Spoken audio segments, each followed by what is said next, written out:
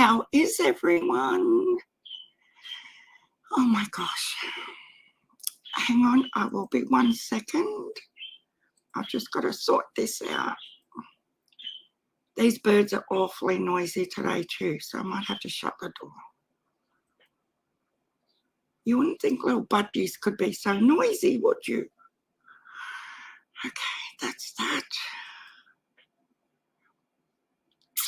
Now let's say hello. Hi, engineer. Emerald Flowers, hello. Miss Justice, Laurie, good to see you. Woot woot early today. Oh, Susan, you're so funny. I forgot to send you a message too. Thursday here. I know. That's why I had question marks on both of them, because I thought the Aussies are going to say, dude, it's Thursday, but it's Wednesday in America. So whichever way I did it, it wasn't going to be the same day for everyone, was it? Unless I did it in the middle of the night.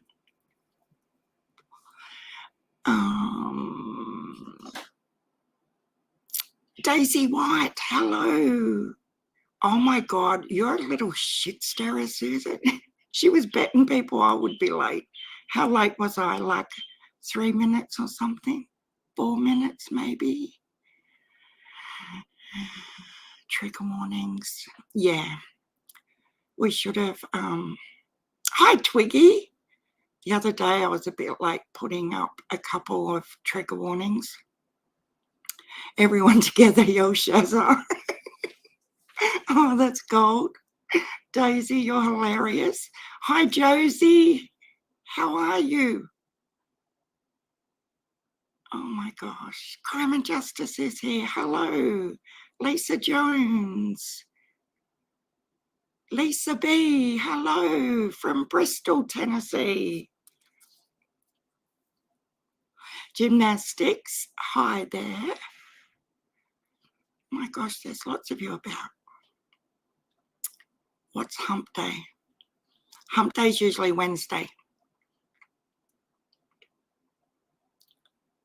Yeah, so I was thinking about it yesterday and I thought, today's Wednesday here, but usually there's more Americans on here than Aussies, so I best do it on American Wednesday. Hi, Twiggy. Hi, True Crime Insanity with KC. Glitterazzi's here. Hello. Wow. Not the nasty hump, no. Oh, how have you all been? It's been a bit, a little bit. Oh, Gabby B's here. Hi, Gabby. How are you? It's nearly New Year's, guys. Tomorrow is New Year's Eve here in Australia. I've got to do some returns tomorrow, so we've got to go to Young to, it's freezing. Oh, wow. It's like 30 degrees Celsius here today. I just turned the aircon on. I just don't cope with the heat anymore. Like I used to be out in the garden, 40-degree heat, weeding it and doing all the stuff. But as a 97-year-old, I really struggle these days. Just eating my doner kebab. Be right back. No worries, Daisy. What did I just have? Oh, hubby got me Chinese for lunch. I had sweet and sour pork. I got gifted a bag of random fabric that I'm sorting through. Oh my God, Crime and Justice. That's a good, what an awesome gift. You'd rather have heat than cold? Really? I don't know. just with my my inbuilt thermostat and my thyroid and everything else, I find it easier to get warm when I'm cold rather than trying to cool off when it's hot. Hard even at 73, not 97, Susan says. I have watered early again this morning. You need to send us some photos of your garden, Susan, because I can only imagine how beautiful it is. Hi, the real Gigi. How are you? I got your email this morning, and thanks so much. And I totally agree with what you were saying. Your favourite too, Josie, sweet and sour pork?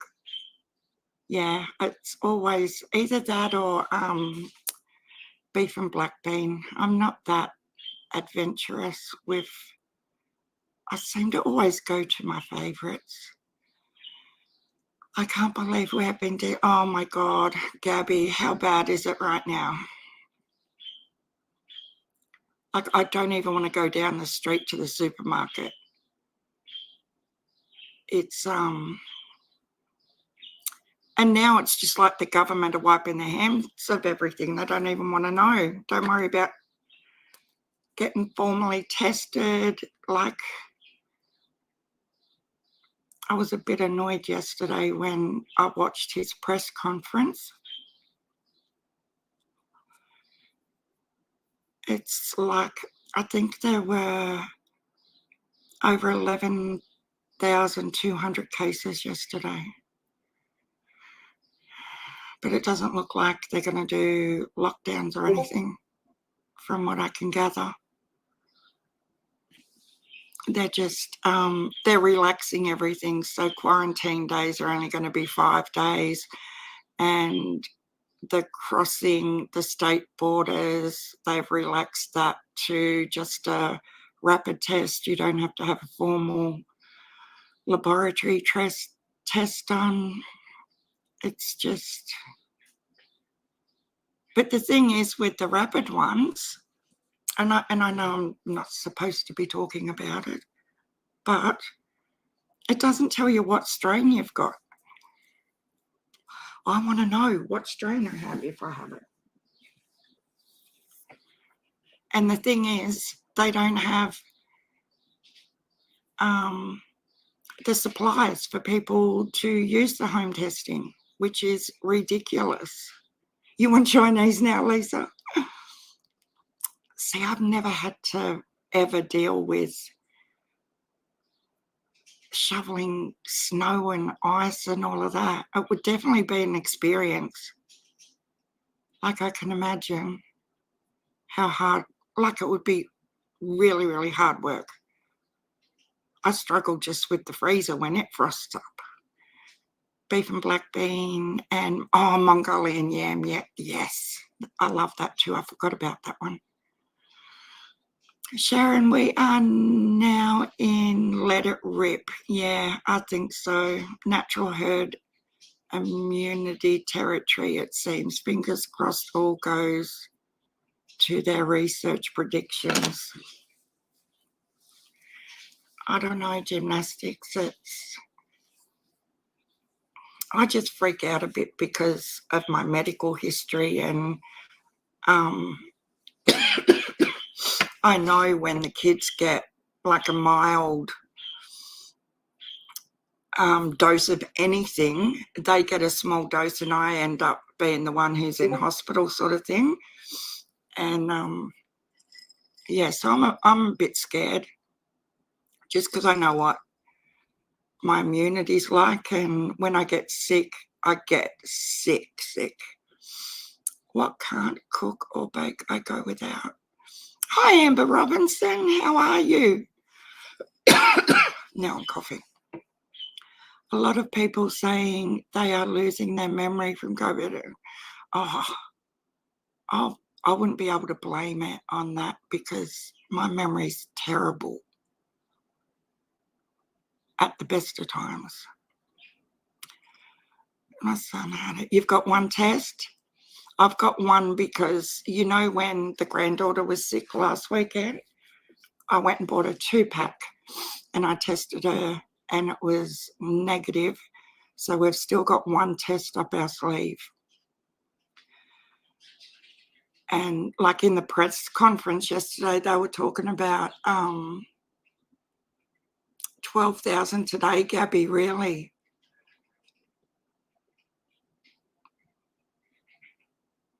Yeah, I haven't left the house for 3 days, Gabby.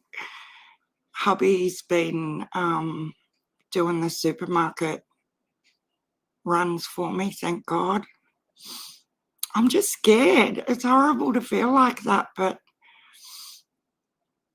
like we're both double shotted and everything, but I'm still scared. You are too, real Gigi? Yeah, I'm good, Amber. I'm really good at the moment. But like we want to take the granddaughter away for a few days and just get out of the walls of the house. But now, like I know it's sort of inevitable with the way they're dealing with it now. It's just like free reign. If you get it, you get it. Good luck with that sort of thing. And I just find that really, they're not even doing the contact tracing anymore. Like it's up to you to work out whether you're in wherever. They're virtually saying if you get symptoms, then work it out for yourself type thing. And I just think that's disgusting that 2,000 cases, 53 deaths in my county and a population of 8,000. Really? What?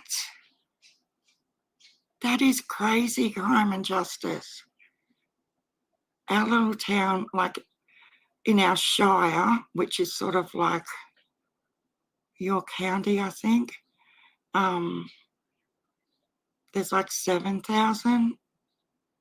That's sort of including the township plus the surrounding farms. And I think that isn't, wow, 53 deaths. So does that mean, without being too nosy, that a lot of people weren't vaccinated? Do you think, crime and justice? See, we're not due for a booster, the real GG, till the end of January. Hi, Sheila. Oh, how are you? Yeah, I know, Susan. It's just, I just hate that horrible, scared type, you know. Relatives of mine got all 3 shots. They still caught COVID at a wedding. They have, oh my God, Josie. Yeah. See, they're not even now in the media, they're not even breaking it up anymore as to what strain it is either. So there's so much information we're not getting now, which makes you a little bit more anxious. I had COVID last week of October and it was rough. I'm still recovering in some areas. Geez, Amber. And looking at John Grimes, you guys, oh my God, hasn't he been through the ringer the last couple of weeks?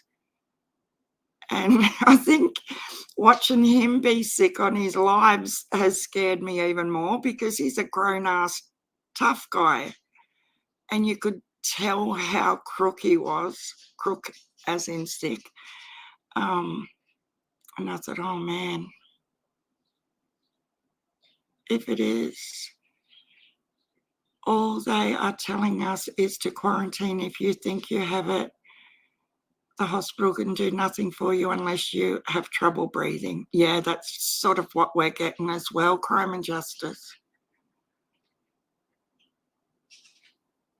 Oh my God, the real Gigi.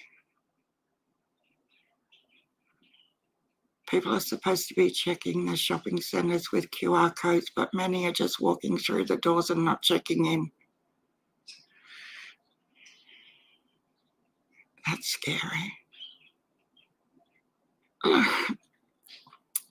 I think the times of being complacent about not checking in and stuff are long gone. I think, you know, if you're vulnerable medically, you're just being ignorant to it, aren't you? And still got it and passed away. Oh my God, Crime and Justice.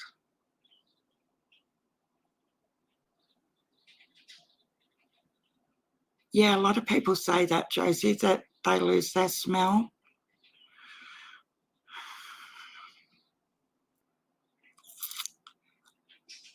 No, well, last night, hubby is a mad news watcher.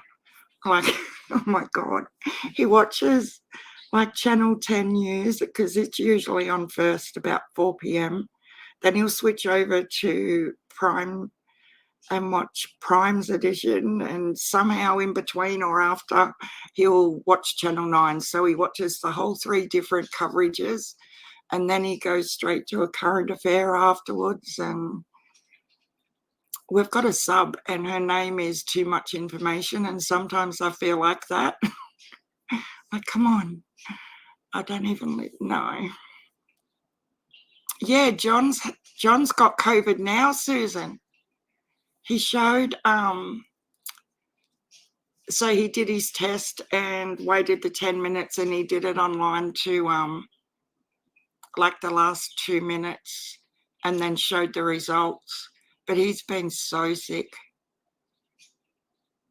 and the test was positive. So he's got, and he said on his live I was watching earlier, I never knew about his medical history either. He's a diabetic and has high blood pressure and a few other underlying little things. So he was sort of, sometimes you've got to read in between the lines with John. I think he's quite frightened because he's by himself.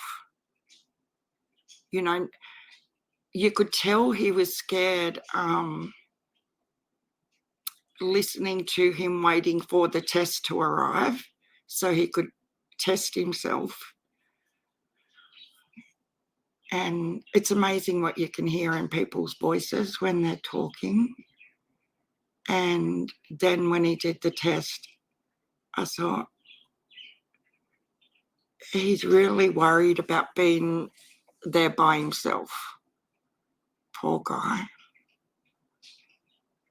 So being released. Yeah, well, is there going to be another one and another one and another one, the real Gigi? That's sort of, when the Delta one come out, I thought, before the Delta one come out, I said, I bet you any money we get through this and then another strain will come. And it happened with Delta. Then when New South Wales reached 95% vaccinated, I thought, any minute now another strain's going to come, and it bloody did with this Omicron. And it just makes you wonder, is there going to be another strain and another strain? Has a 3-month-old grandbaby that has tested positive for C19 and was admitted to hospital because she was gasping for air. Oh my God, Daisy. Like babies. Sheila, oh, I took Moderna and it triggered my immune system and my platelets plummeted. I have aplastic anemia and a compromised immune system. I cannot receive the vaccine. Oh. Wow. So you're even more susceptible, Sheila O. You need to be extra careful. See, they didn't say that I couldn't have it, even though I'm in remission. It's just... But I tell you one thing, and I don't think I'm imagining it, but ever since I've had the second one, my fingernails have gone to crap. Like they're splitting from the nail bed out to the outsides.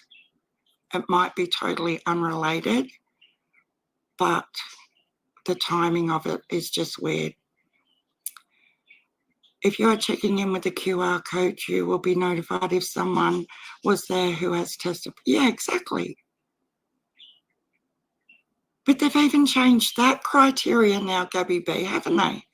A close contact is now only someone you live with. And I'm just like, oh my God. Hi, Pippi. How are you? I haven't seen you around for ages. Welcome. Great to have you in.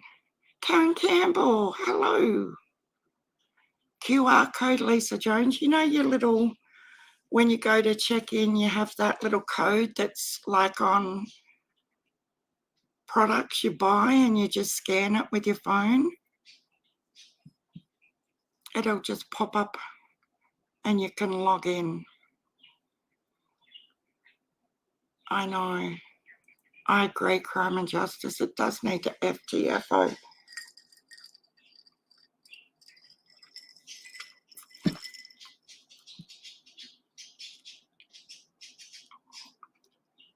I know, he's had it.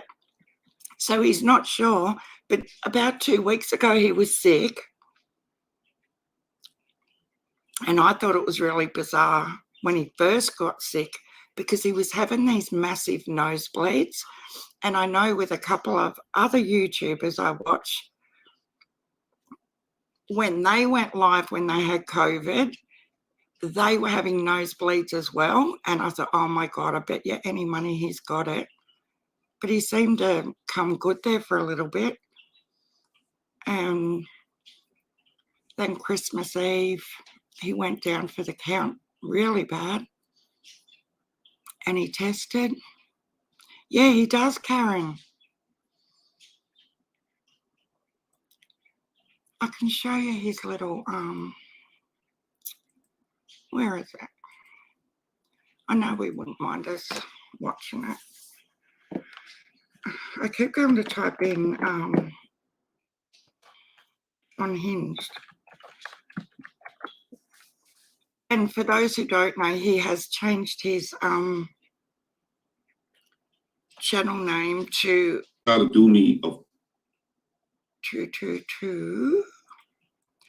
Ice Candle, which I'll pop in there. Because a lot of people haven't realised that they might be sitting there waiting for notifications to come up for John Hinged, but he changed his channel name to, I'll put it in the chat. It's actually called Ace. Now what you got to do is say it, oh shit, go away. You got to say it fast.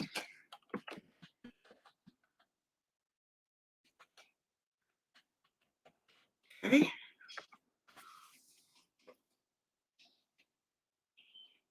It's in the chat now. But if you say it fast, you'll get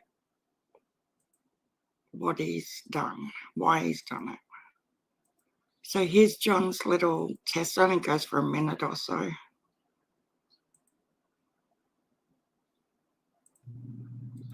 It's been 10 minutes. It says 10 minutes. If it comes out, even if it's a faint red and blue, you have COVID.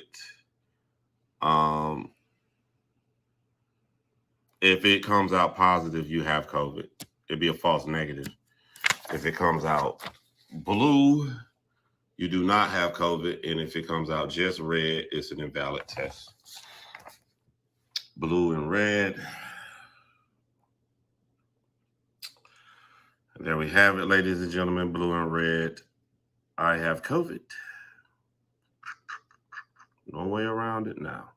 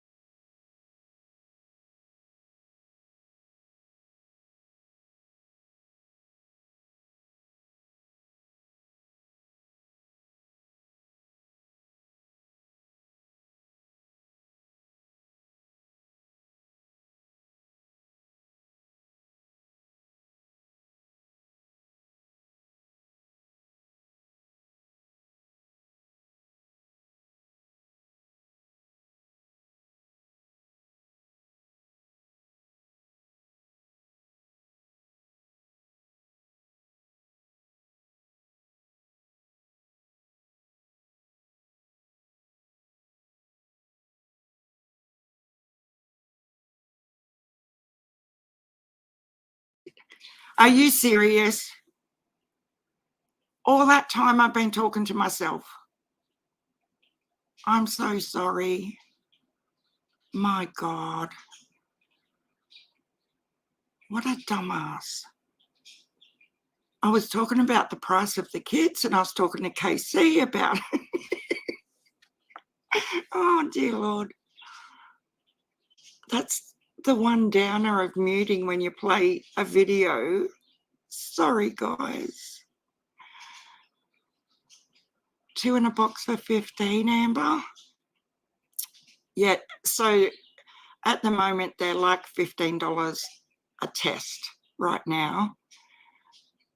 But next week, as Daisy's saying, they'll be, the government are going to give out free ones. So, but see, to go from one state to another, up until yesterday, we had to have a proper laboratory test result so you could cross into another state, and being the holidays and everything, the queues have been like thousands and thousands waiting for up to 6 to 8 hours to get a formal test. And then when they get close to getting their test, the clinic's shut for the day. So they've had awful outbursts and people losing their shit, and it's just been a nightmare for them. But now they've changed it. So if you want to go to another state, you just get a rapid test kit and they're going to accept that. But at the minute, you can't get a test kit anywhere. So it's sort of catch-22. Yeah, I've been hearing everywhere, even in America, you guys are getting really short on them too. There was a guy on our Australian news last night who'd been in the UK, and that's when I first heard about free ones, and he was saying that he bought home like heaps and heaps because they were free in the UK. And when he come back home to Australia, he bought like a heap of them back with him. So I'm not a forward thinker like that. I would have but there were people, scammers in Australia earlier in the week trying to sell like the $30 kits for $160, like scalpers, because they know they're in such high demand. And that is disgusting. Greedy, yeah, exactly, greedy, horrible little shits.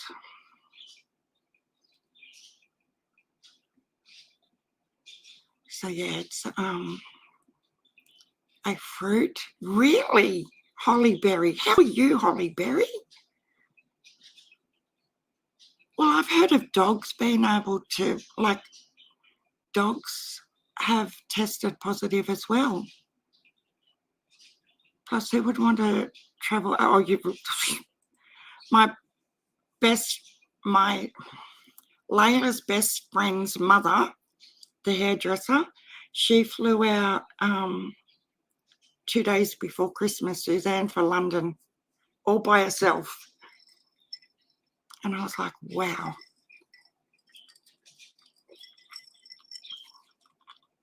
For 2 weeks.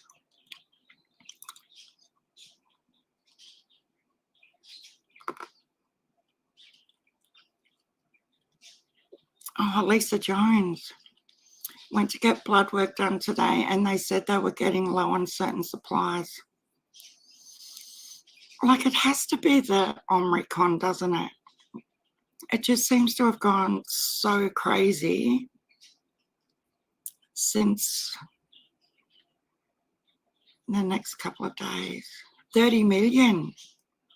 Oh, that's good news then.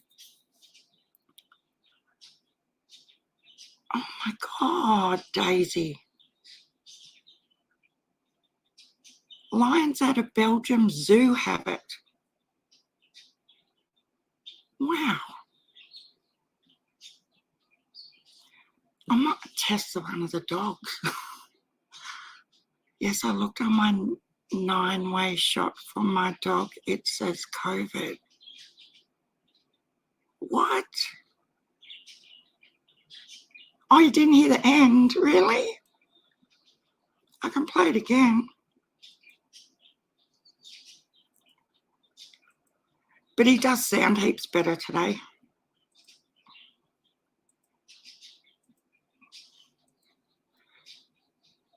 I'll play it again.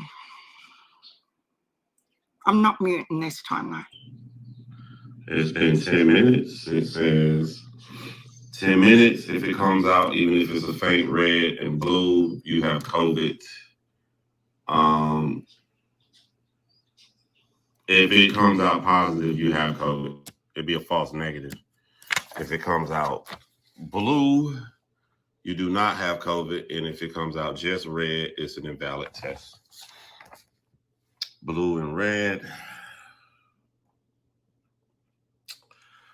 There we have it, ladies and gentlemen, blue and red.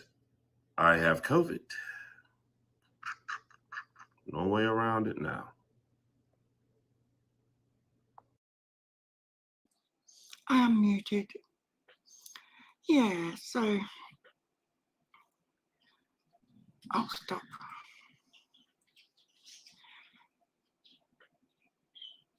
Only I want CVC to beat them. Oh, thank you, Daisy, for putting the email in there. Yeah, it only went for like 2 minutes, Miss Justice. But just be mindful, you know, if you are looking for any of John's videos, it'll come up as Ace Candle. So if you say it quick, it's Scandal.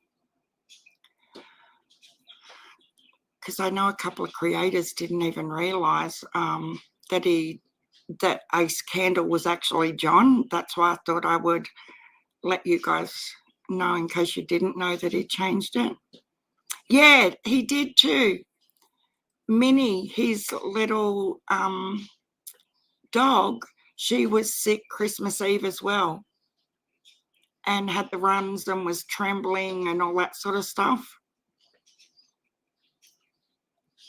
So you never know, do you? I'm in real trouble if so. Maybe it's not fresh wool. What do you mean your wool?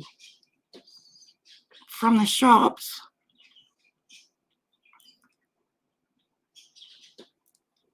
I can't believe that tigers have it.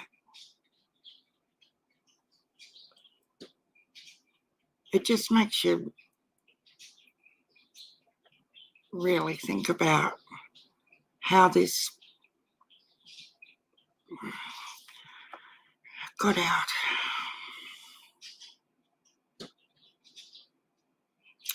Gabby B says, due to COVID, there is a lack of ingredients to make certain medications. I have been unable to get one of my tablets since November and no idea when my doctor had to change my medication. Oh my God. That's scary. I think it's been a bit of a wake-up call for Australian government because we rely on overseas countries just about for everything now. Like everything is manufactured overseas. And I think, yeah, they do, Gabby. Absolutely. Oh my God, I don't want to say absolutely. I swear, I'm not even joking. When we talk about, I'm going to play some stuff in a minute when I finish raving on. But the other day, I think I had it on Ziggy or something, like later in the afternoon, and her live finished. And you know how it just automatically goes to whatever? And prayer gardens come up. And I don't know who she was talking to, but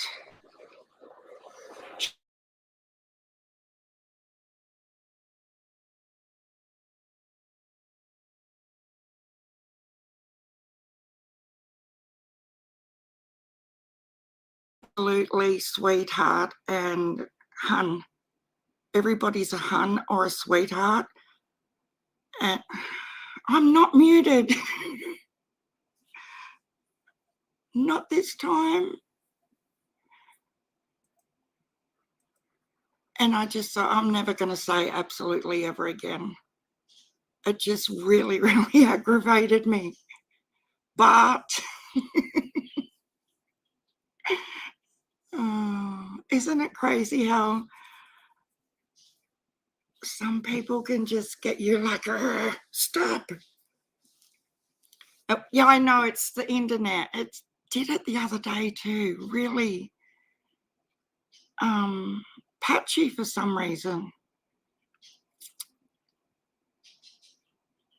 Our dependence on imports has come home to hit us rather harshly. I know, gymnastics. That's what I was trying to say before. There's so much we rely on from overseas. Oh, here she goes. Note to self. Never say in a live stream something you do not like. Because Miss Susan is going to continually take the piss out of you. Oh, shush. Did anyone see Ziggy on shit? No, I didn't, Miss Justice. I did not see that. Last I seen a Ziggy, her daughter wasn't well, and she said she was starting to feel unwell too and didn't know whether she'd make shares live today. So she did it. We'll have a little sticky bake at that too.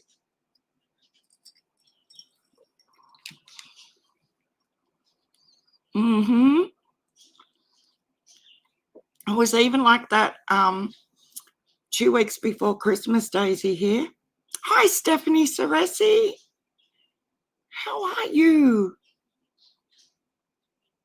People call, I know, Karen, swear garden.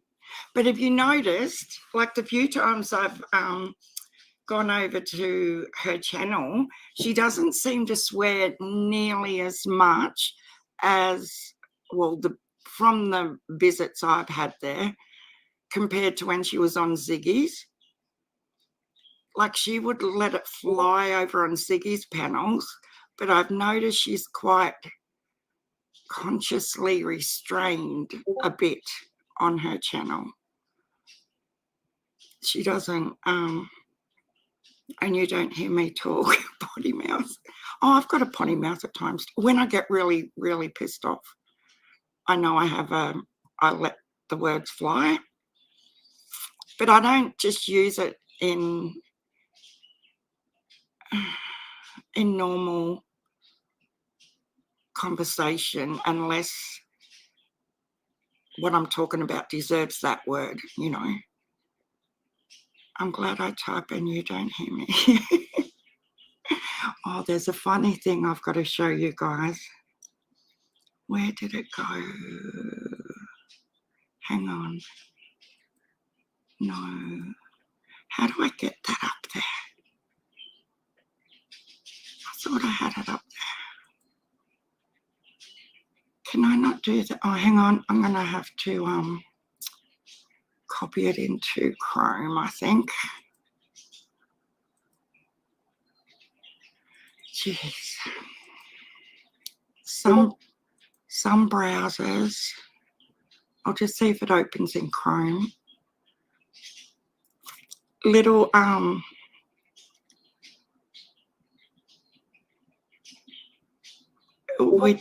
with our thumbnail of our first week of What the Fuck Wednesdays,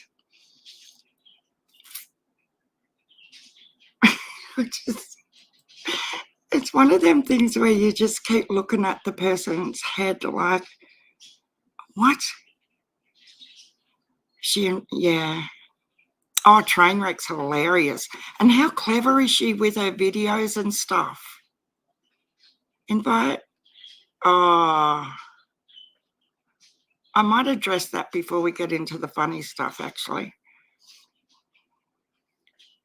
I just want to apologize to Libby.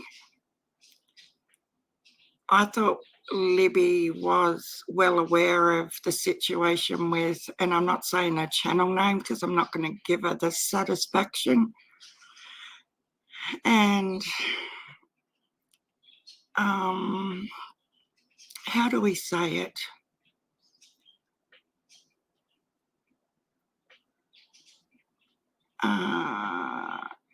So I don't give two hoots whose channel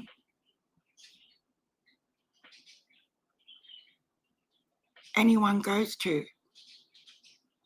If you're not running me down on another channel, you know, we all channel hop. We all have the right to go into whoever's chat we want to go into and participate however we want. But if I happen to be in another chat and hear my name being mentioned in a negative light or put into a situation that I have nothing to do with, hell yeah, I'm going to react.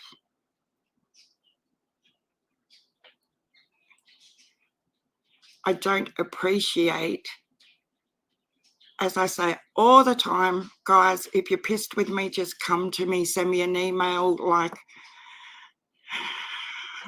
I am so happy to talk about things. But there was a situation with Priscilla and Diane. Diane was on Libby's panel and called out Priscilla.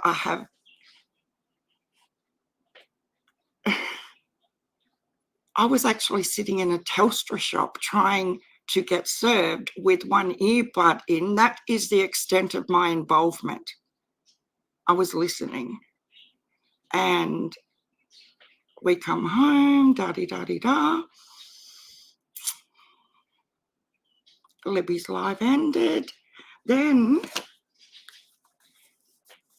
I get brought into a situation because I was in Nita's live later that day.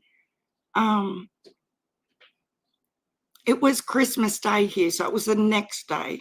It was Christmas Eve. I was in the Telstra shop. The very next day was Christmas Day here in Australia. So I'm in and out of what everyone's doing on YouTube because I was with my family. So Nita did a live. I went in, said hi quickly, you know, Merry Christmas, da-di-da. Apparently Priscilla was in that chat and I didn't see her and I didn't say hi. That is what I did wrong. So then she goes on a little hate campaign of me, Libby and Nita, that the three of us have ganged up on her and we're bullying her, and the three of us have no idea until I go and have a look at her lives. And she mentions over and over again, Sharon, Libby, Nita, Sharon, Libby, Nita. And I'm like, what is your problem? So in her live that she did a third one for, calling out my name, I was in her chat and I'd had enough by this stage. And I said, what did I do to you, Priscilla? And I just kept asking her over and over and over. So when you look at the chat, it looks like I'm a complete psychopath, but I wanted her to answer me.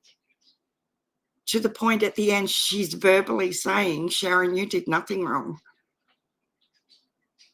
But why? Just be careful, guys. You know, then she goes over to Liz, and Liz has 2 lives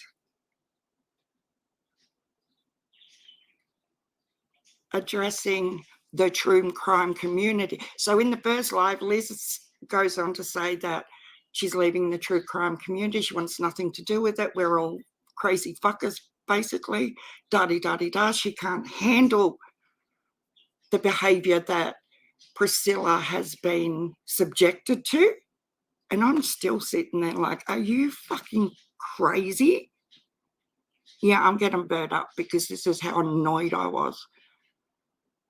This is because I didn't say hello to Priscilla in Nita's chat when the issue was between Diane and Priscilla.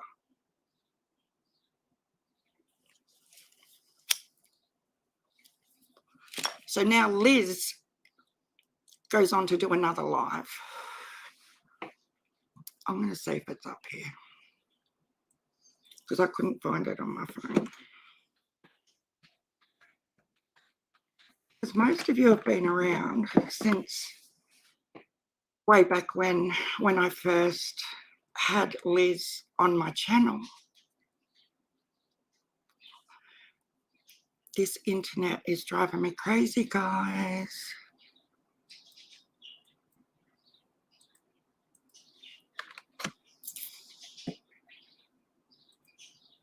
What is it doing?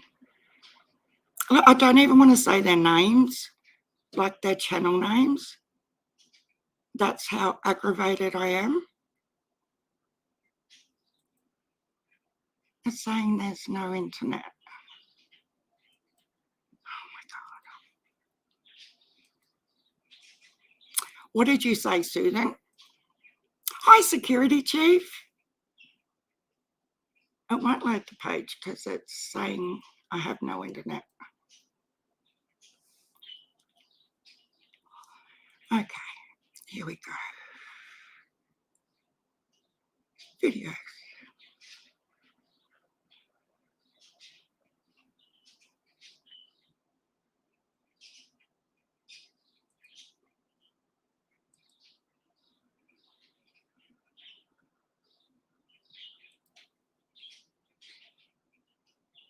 She's Hillbilly Heart, Josie. Now, mind you,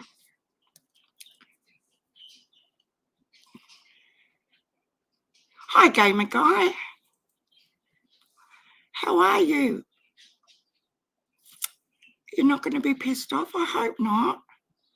I'm sorry, but making subscribers think you are having a mental breakdown and talking about driving off cliffs. That's too much. I was worried sick and I don't need additional stress. No, I think when you get to that point, and I haven't spoken on it and I'm not going to speak on that individual situation, it should be private and kept, you know. Nobody should be talking about that.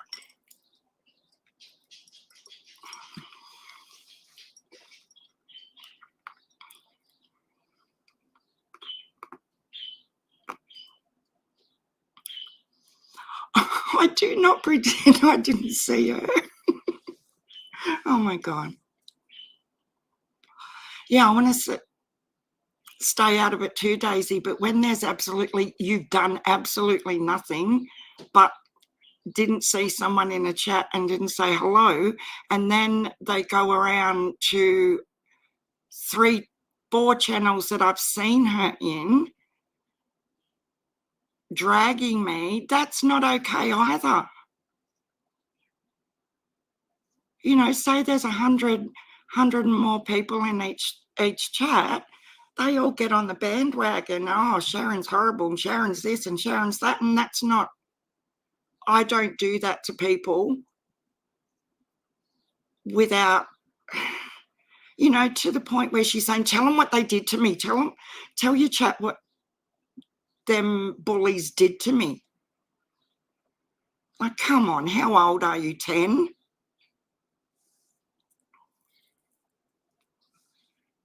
It's just not good enough.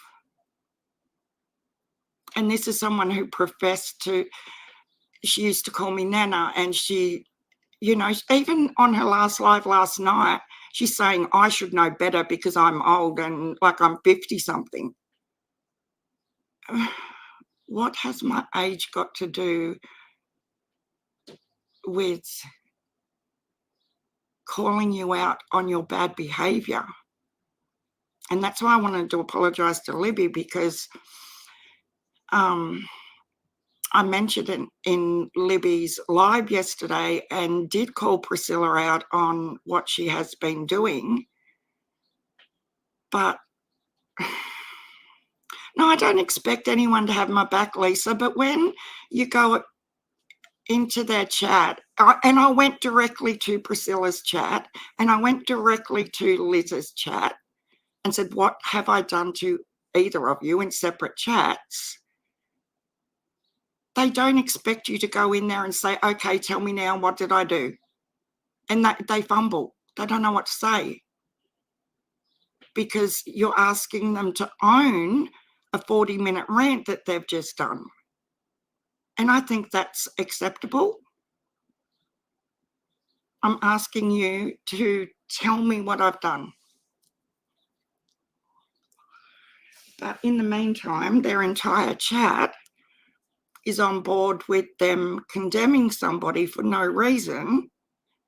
And like, I'm even more disappointed with Liz, because she professes to be such a knowledgeable, educated, intelligent person who's worked in the system for so many years, but she gets on board with a nutter who isn't being truthful with her without even asking me a question about it.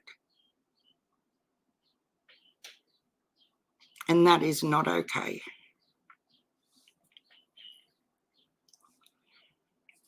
let's just see what she has to say.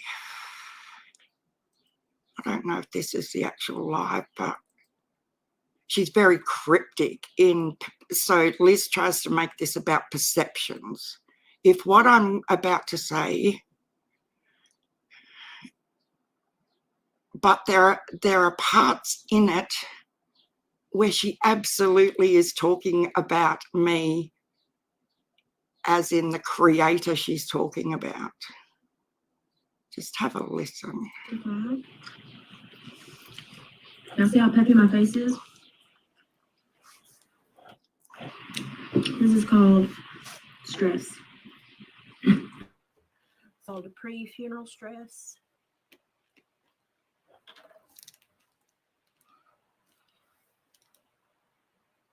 So all I did over the weekend was upload a Christmas Eve video just to try to do something fun. And to point out the positives that I had this weekend, because there were, I had a lifelong friend pass away. And I've got to deal with the funeral tomorrow. So I wanted to do a quick check-in just to let y'all know that I'm okay. Hello, ICU nurse. Hello, Southern Hale. That's what I'm gonna call you from now on. I'm swollen, but like I've had like 2 days of tears. So, the grieving process, you just got to get through it. But I wanted to come on here because I've been just kind of going all weekend, having my family in and then getting some bad news. So I wanted to jump on really quick because even in my absence, it seems like, after I did that video, after I had to delete the lovely live that was like an hour and a half, 2 hours long, I had to delete that lovely live and then come back and address some behaviors. I just have to pop on here really quick and just kind of address a few things. When I try to address things, I try to address behaviors, because I'm a 43-year-old woman, and I know that to point out someone by name and to assign a behavior to only them when I'm seeing the behavior over an entire group of people is juvenile. That is trying to project. It's trying to create a personal issue. When there is no personal issue, there is a hierarchy issue. And so I saw a lot of that going on this weekend, which is just not necessary. Nobody said a peep to me. I'm a leper. I guess I'm a leper. Am I a leper? I don't know. I guess I'm a leper. But it's just really important for me, especially since I've worked in the mental health field and I've worked in the corrections field, and I've seen a lot of these. She's never backward and forward in giving her resume over. And I am going to stop this every few minutes. I know. Hi, Doohickey. I know you guys told me about Hillbilly Kitchen, and it's amazing. But this is her little guard dog. These negative behaviors. It's just really important for me to address them because I understand the root cause of the behavior.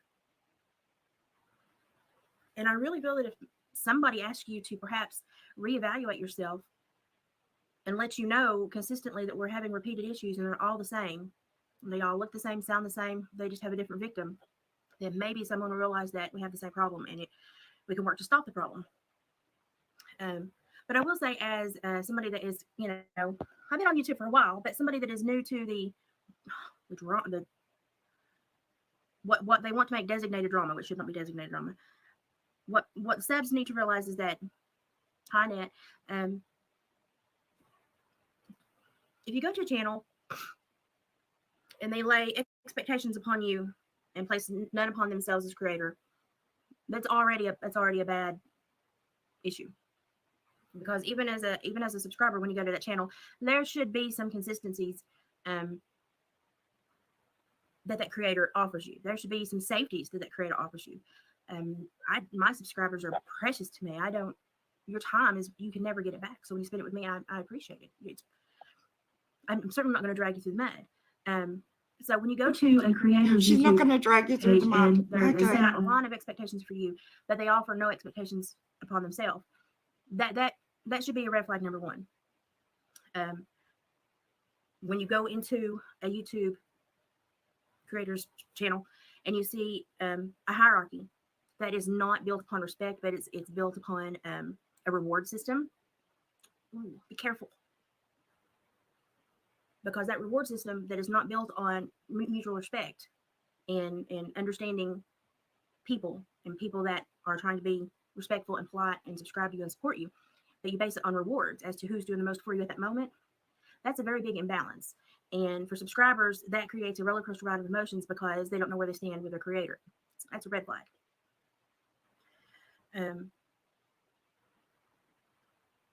When you go into a creator's page and they make you feel as a subscriber that you cannot do what they're doing, red flag. Anyone can create a YouTube page. Anyone can create a channel and can voice their opinion, can research things, can give educational videos. You, as a subscriber, are just as important as the creator. So there should not be like a dogma there. Hi, country.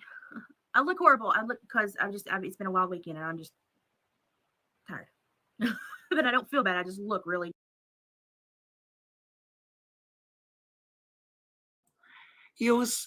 If you look at the chat in the side, shortly, Priscilla is going to say, thank you, Mama Liz. And to me, that is acknowledgement of Liz speaking for her. I just want to point that out.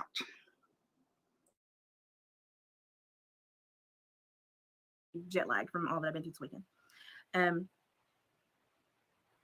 But when you go into another red flag is when you go into channels and you watch creators and you see a cycle of behavior, a cycle of actions, that should be a red flag. That tells you that you're going to be on a cyclical ride with this creator, and eventually you're going to feel it, and you're going to either become irritated by it, and they're going to become irritated because you're going to expect to not be on the cycle, or you're going to voice your concern about the cycle, and then that respect balance is thrown off. And so when you get into places and you feel like you're cycling, hi Sheila, with that creator, that's a red flag. That means that the creator is focused on something else other than input, output, and a relationship and dispersing information. When you go on to specific channels that say they're doing specific things and then do the opposite of those specific things, it's a red flag. So like with the true crime community that I've been really, really unhappy with, when you go into a community and they're like, we're going to fight negativity and these are horrible. This is exactly her taking me off.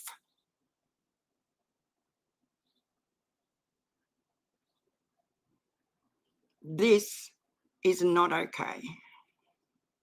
Horrible people that create fear and emotional roller coasters, and we're going to fight this fear and this nasty evil in the world by projecting more onto ourselves. Red flag. Because if you're wanting to fight evil and you're wanting to fight the things that are wrong, things that stand out in society as being immoral or unjust, and then what you seek to do internally is create an environment that is not compatible with your subs, or that targets your subs, or that creates the emotions that you say you're trying to diminish in the world. Red flag. Red flag. Subs, if you ever feel like a target, get out of there. Get out of there as quick as you can. If you have to address something, try to address actions rather than people. Because if they want it to be about them, they're going. I caught some of it. Still, I did. If they want something that you say that you cast a wide net on and you're addressing behaviors or actions, if they want it to be about them, they will apply it to themselves and they will come at you. And that shows a very insecure human being. That shows See how someone that she no matter what is being acknowledged? said, Yes, they're going Priscilla, to. I've seen it. Yes, Priscilla, I've seen it. But I will read the messages that I got from Liz afterwards that totally is the opposite of this ranting lot of bullshit that she's going on with right now.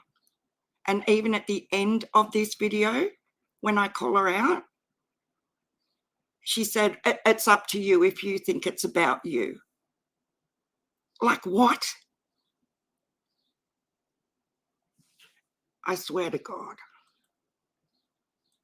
Absorb it as if it is absolutely about them. So if I said someone I know needs to dress up as a Jolly Green Giant for Halloween next year, and somebody jumps on here and goes, don't talk about me, then we know that that is someone that is willing to absorb anything that is said and apply it to themselves. That's a very unhealthy trait.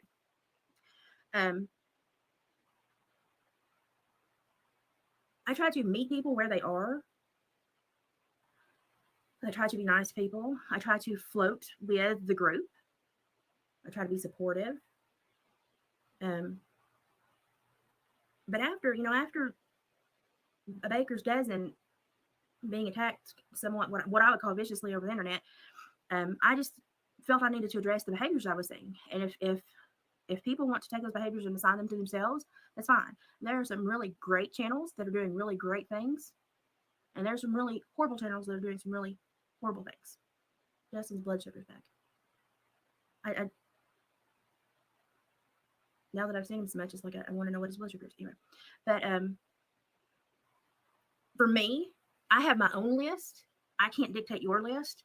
So I know in my head, I know who my list is, and I know that you know in your head, you know who your list is, and they're probably both very different. But we can apply what I'm saying to each, to each other's list.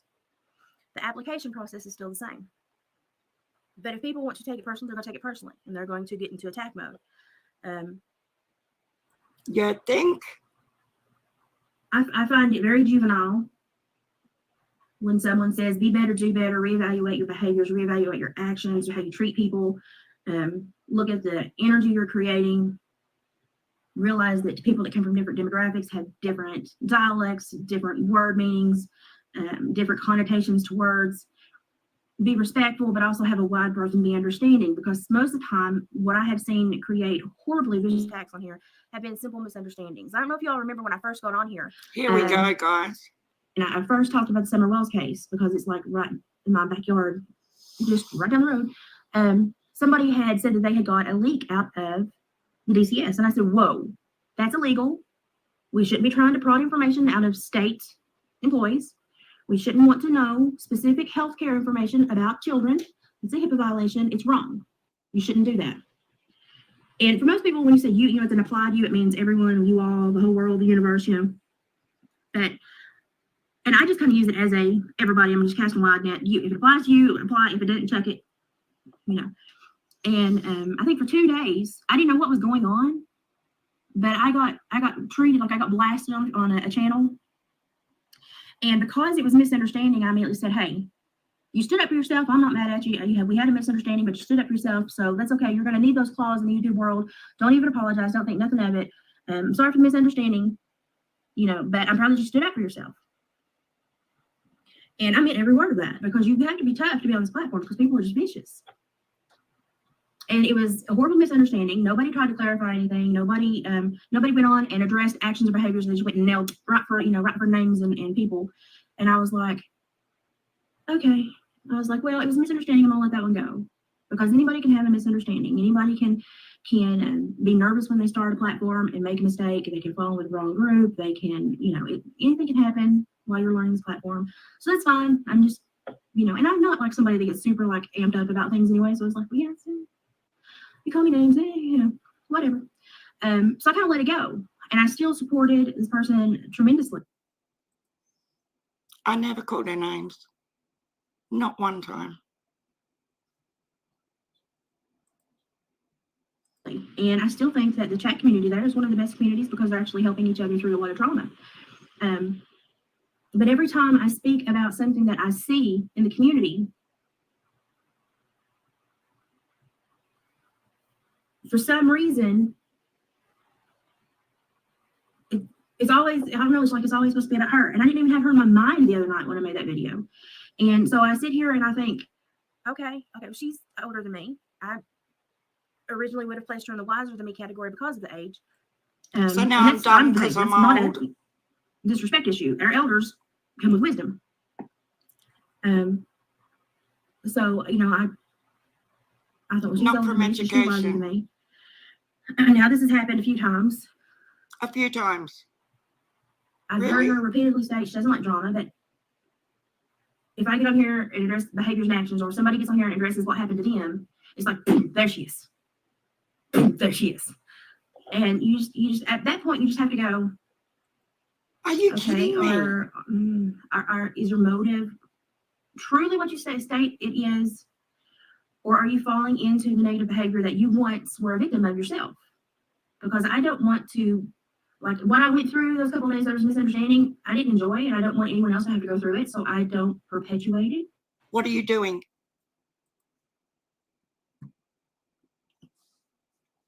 Can you believe this shit? Honestly? This is all because I didn't say hi to Priscilla in Nita's live. And then bang, I'm right there.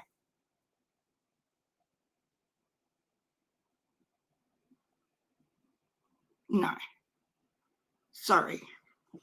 I will stand up for myself when I absolutely have done nothing to this woman to deserve this fucking bullshit.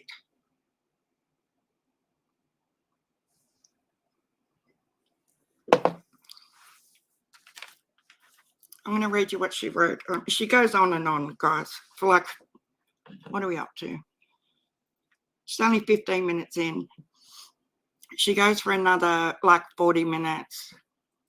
Let's see, right at the end. I'll just say, here I am. I'm just trying to see where I come in. Yeah, it's about here. As graciously as I can try to, but if you want to take offense to it, I'm now in the I chat. can't stop you from doing that. But just know that it was not a single creator. It was just the overall general vibe of the entire community, and I cannot sit here and be part of it and say I'm okay with it when I know what it's costing people. It's costing people, you know, their stability emotionally. It's costing people a lot of harm, and you know, and then the people that are getting hurt are hurting other people. And, you know, for several weeks, I've said, this is going to get better. This is going to be the last speed bump. We're going to learn a lesson. We're going to move forward. And if I find myself having to say that many times, it's not moving forward. We're not going to learn lessons, and it's not going to get any better. And I'm just going to go another way. And I'm just going to be me and stick with my little family that I have here and focus on the little things that I like to do. And, but, you know, everyone's in control of their own behavior and their own application of whatever they want to apply to themselves. But everybody can get up tomorrow and be a better form of themselves, be a better version of themselves, and do better and be better. And I think that if they can get it turned around, that there's powerful things that can happen with that community, but I'm just not going to be able to be part of it. And that's just kind of where I am. She said that 3 videos back too, mind you. She's just spent 10 minutes trying to ignore that I'm in Sharon, a it's chat. not about you. I mean, I can't stress this any more than I am. But if you want to take it and apply it to you, I can't. No, Sharon, it's not about you, because now I'm in the chat like boom, like she says I'm gonna be. And before this bit, she sat there deliberately ignoring the fact that I'm in here asking her what I've done to her. Piece of shit. I can't stop you from applying it. So if you're, just make me a promise that if you're going to take this personally, if you're just bound and determined to take this personally, like the last time you took it personally, and it was not about you, and You know, I thought, such a liar. maybe that I thought that maybe we wouldn't have to do this again. But if every time I say anything, if you're going to take it personal, I can't stop you from doing that. And it seems like that is going to be something that's going to be repeated if I stay in this loop. But I'm not going to stay in this loop. But if you want to apply it and take it personally, I can't stop you from doing that. But I would say, please, if you're going to take it personally, sit down and realize that you're doing a lot of what you didn't like being done to you when it started. You remember how you were attacked and everybody would just jump in your lives and just pick you to pieces, and you know, and we all felt. Has anybody ever seen me attacked? Seriously? Personally attacked on here?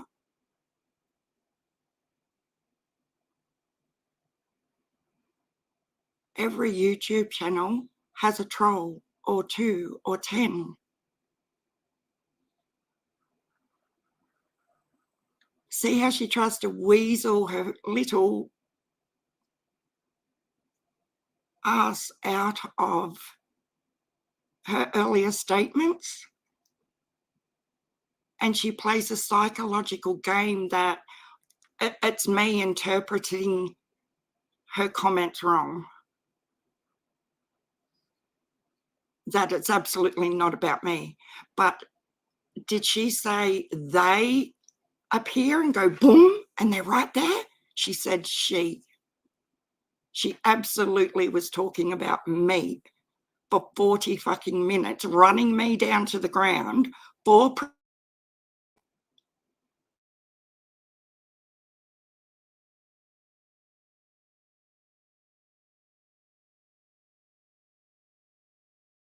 to Priscilla and Nita's chat.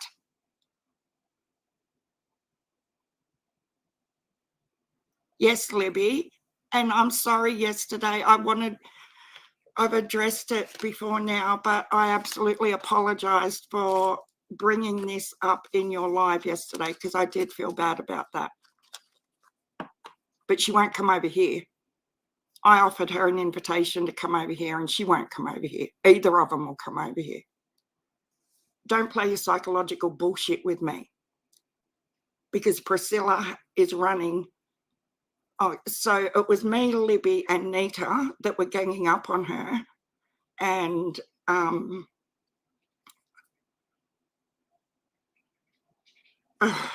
carrying on. And then in the live she does after Libby's yesterday, it was all about Penny and Duchess of Carolina as well. They did all these bad things to her as well. She is a troublemaker. Just be careful. And this is someone who has been part of my little Down Under channel since it started, that I honestly thought was a good person to me and caring and always had my back. Like, do we know each? But this woman, Liz, with her educated, if she's so educated and so wonderful, surely she can do some sort of work from home thing. I'm not going to go on your work history, but did you look into your parolees when you were case studying them and guiding them through the system? Or did you just go on the attack and lock them back up for no reason without looking into it or having a conversation with them? I'm curious.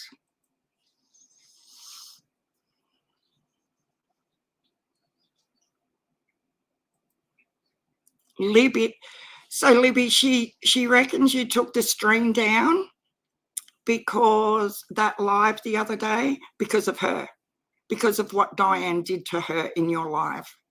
That's why that stream was taken down. And I tried to explain to her that had nothing to do with her.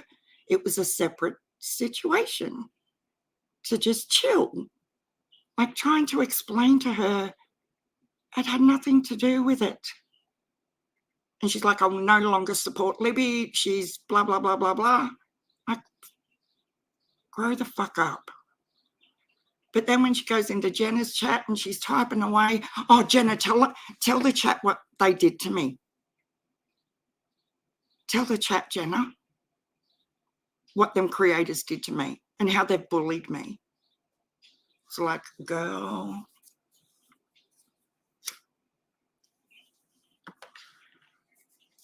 But I popped up again like I do. And I said, what did we do to you, Priscilla? Guess who never typed another word? Because I will not sit back if I'm innocent. Hell no. On Yahoo,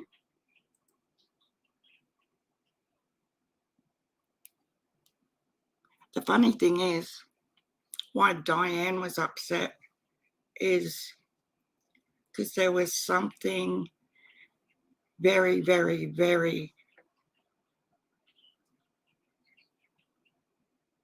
important that was told to Priscilla in confidence.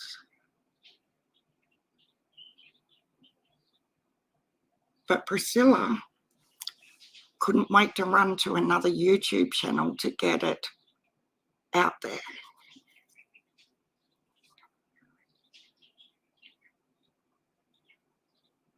Hi, Rosemary Chime and Crime.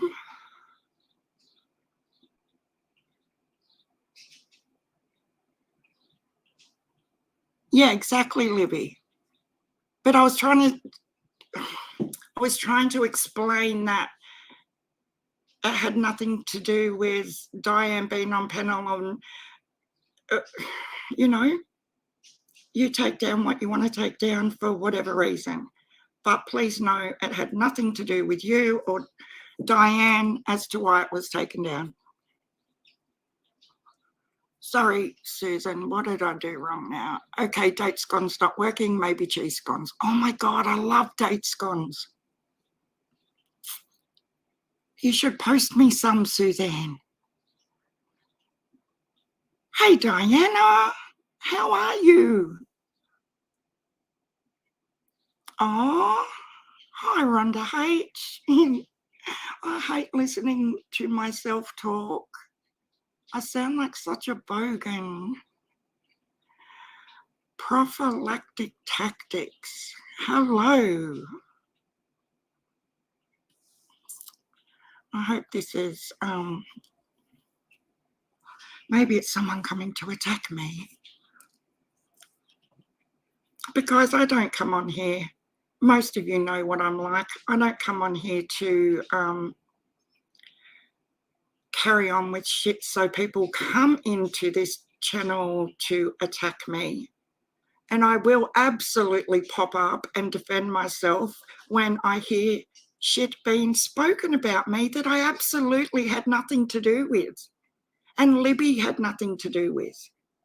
And Nita had nothing to do with. But running around like a 10-year-old, spreading vicious, cruel lies is not okay. Oh, cool. That's good.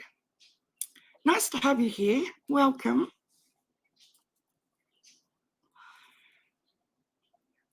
And then to make fun, as Liz did at the beginning of that, oh, she professes to be anti-drama and not negative, and she's totally taken the piss out of me because that's what I try to instill in this channel so you guys don't have to put up with all the trolls and the bullshit. But even that's wrong, apparently. I shouldn't be doing that either.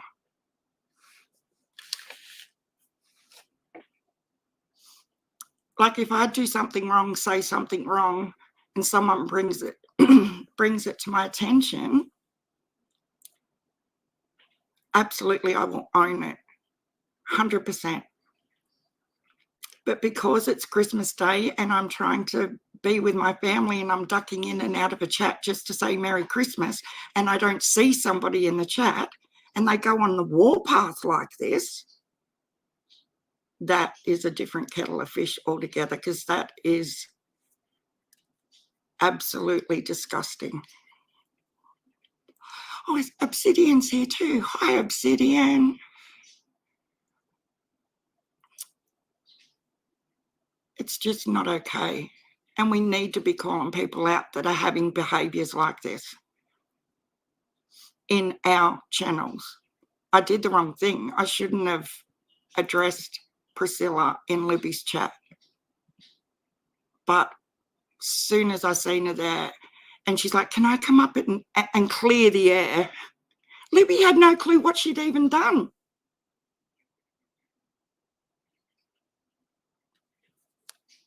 Because did I even run to Libby and Nita and say, this is what Priscilla's doing right now? No, I didn't. That's why Libby had no clue.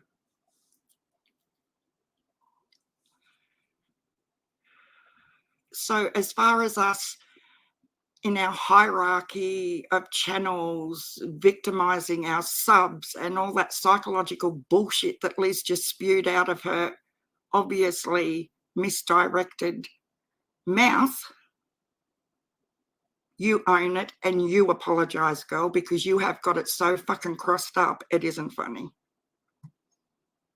And don't ever message me again on Instagram with your hypocritical messages of love and support after you just bagged me out for 45 fucking minutes. Because you are batshit crazy as well. I say it as it comes to me. Don't think I'm ever going to just shut up and roll over and not say a word.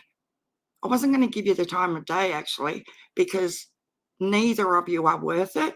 But I think with people that are in my chat, they will see Priscilla in other chats.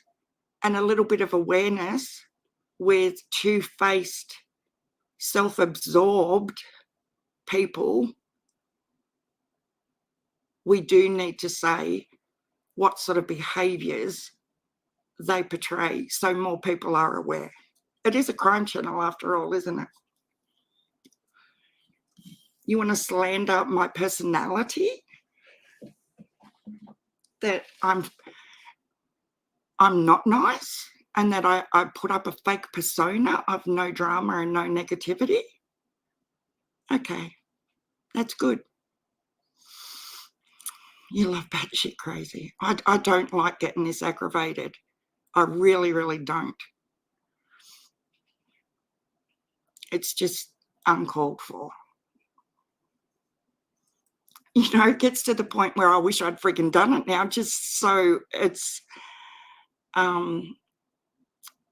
there's something that I can own that I did wrong.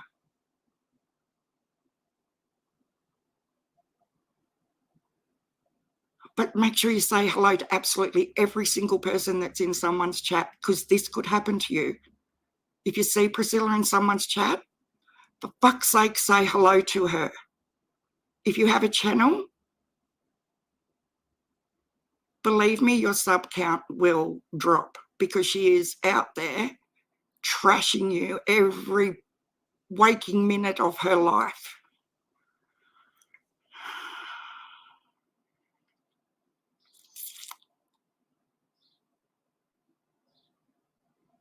Anyway, we're not going to give it any more light. I've got out what I wanted to say. I'm disappointed that I actually got so hated, but when you listen to it again the second time, it's even more obvious. Yeah, absolutely the real Gigi she was. But then, you know, we'll bring Duchess of Carolina and freaking Penny in on their bad as well. Oh my God. Yeah, I can live without her. I said absolutely twice in 2 sentences. 100%. Going forward, she will not be in my chats.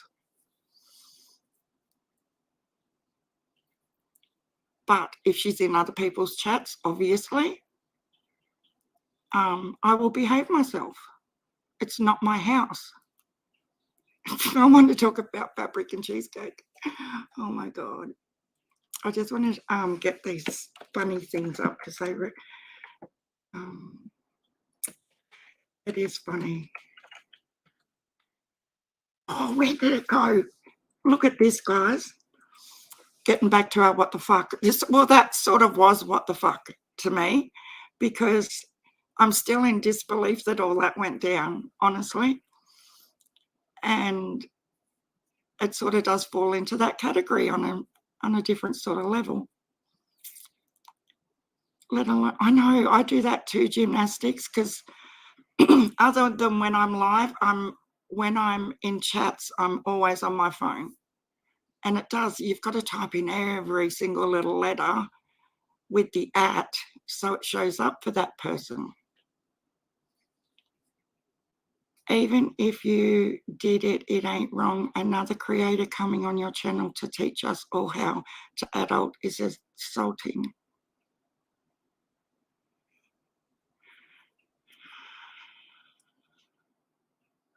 Yeah. I get that. Anyway, I'm going to show you guys. So, Glitter sent me this. I hope it's okay to say Glitter. If she's still here, here she is. Here's little Glitterazzi and Jackie Jude. Hi guys, Glitter, I'm just about to share this what the fuck thing. So, Glitter sends me this last night. I hope it's okay to say you sent it to me, Glitter. And it sort of got my brain going for the WTF Wednesdays. Do you have a problem with? No, hell no. Absolutely not. Duchess is just beautiful.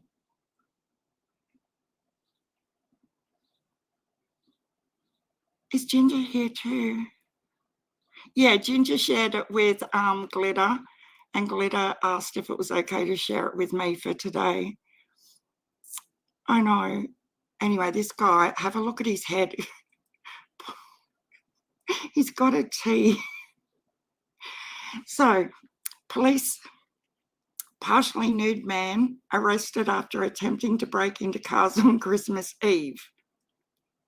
According to the report, several officers attempted to place Parton under arrest due to him resisting. So this is in Knoxville, Tennessee. A man was arrested on Christmas Eve after reportedly being partially nude and attempting to break into cars, according to an incident report obtained by WVLT. Officers responded to a call that said a nude male was attempting to break into cars at Carmike Cinemas on Millertown Pike on Christmas Eve. It is 7:22 p.m. Once on the scene, officers found 35-year-old James Parton standing in the parking lot wearing only a small mini skirt while holding a large rock, the report said. The man reportedly had glassy eyes, pinpoint pupils, and was slow to respond to commands or questions. Parton said he had a history of using illegal narcotics, the officer said. According to the report, several officers attempted to place Parton under arrest before being successful due to him resisting. Parton was arrested and charged for disorderly conduct, public intoxication, and resisting arrest with no weapon. Look at the poor little guy.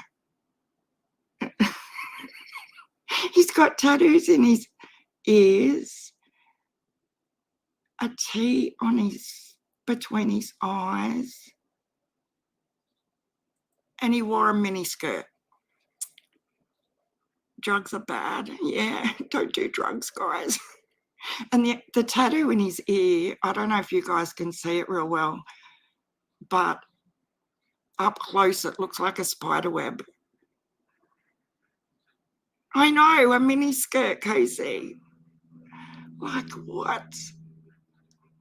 I just couldn't stop laughing, honestly. An hour and a half later, I could see his face again, and like a little mini skirt and a rock, and I was giggling away, and hubby says, "What's so funny?" I'm like, "Oh, nothing, you just wouldn't know." Oh my God. Well, we see Sharon's hubby at last. Oh my God, no. Oh, he just looks like. Anyway, I thought it was hilarious. In Tennessee too. Not saying all Tennessee people are crazy, but they seem to get. Now I wanted to share some of these because some of them are so funny. These are like I don't have the legs for a tutu. Oh my God. You love tutus, do you? Well, he must have been cold if he only had a mini skirt on. A face only a mother could love. I love it, Gabby B. Don't mean to be mean, no. Yeah, he probably would look a lot better if he'd had some sleep and clothes and wasn't intoxicated. Oh, the butt. Well, it didn't even say if he had undies on under the miniskirt. So the way it reads, that's all he had on was the miniskirt. It was 7 degrees Fahrenheit. Cold ball. Lisa Jones with her cold balls. Some of these are really funny. Hang on. Excuse me. Yeah. Oh, I don't know if they're going to strike me or not.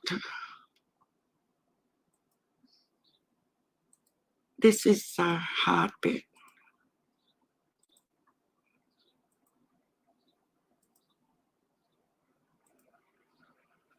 Have you guys seen any of these funny ones? Oh, it's warm in Southern Carolina. Blue balls. Well, Stella made Griffey some blue stress balls for Christmas. Did you see them? I wonder if she's answered me. They're waiting on word. On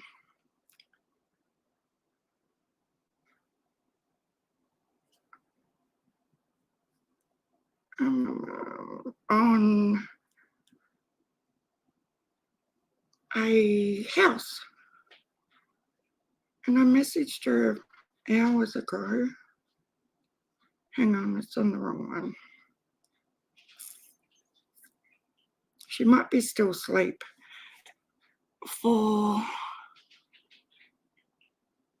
So Griffey is 9 hours behind. Griffey and Stella behind me.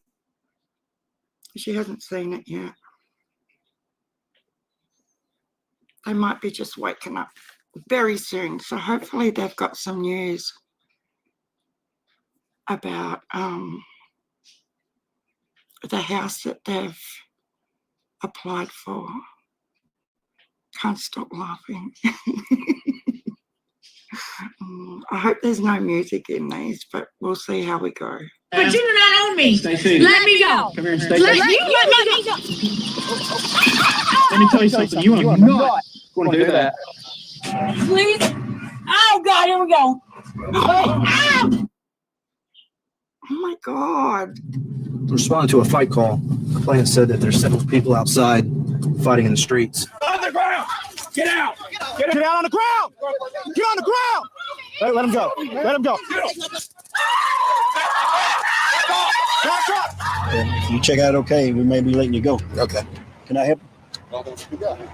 I feel like I know what the government don't ready to roll.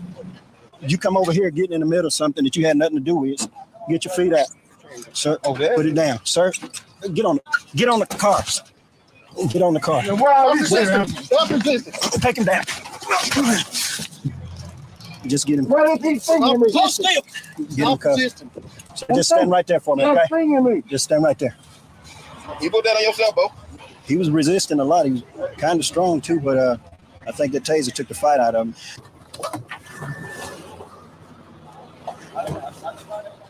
We came out at dinner and they were trying to break into my dad's truck. Who was? This guy. Man? I'm doing pretty good, dude. Good. Hey, don't keep for me.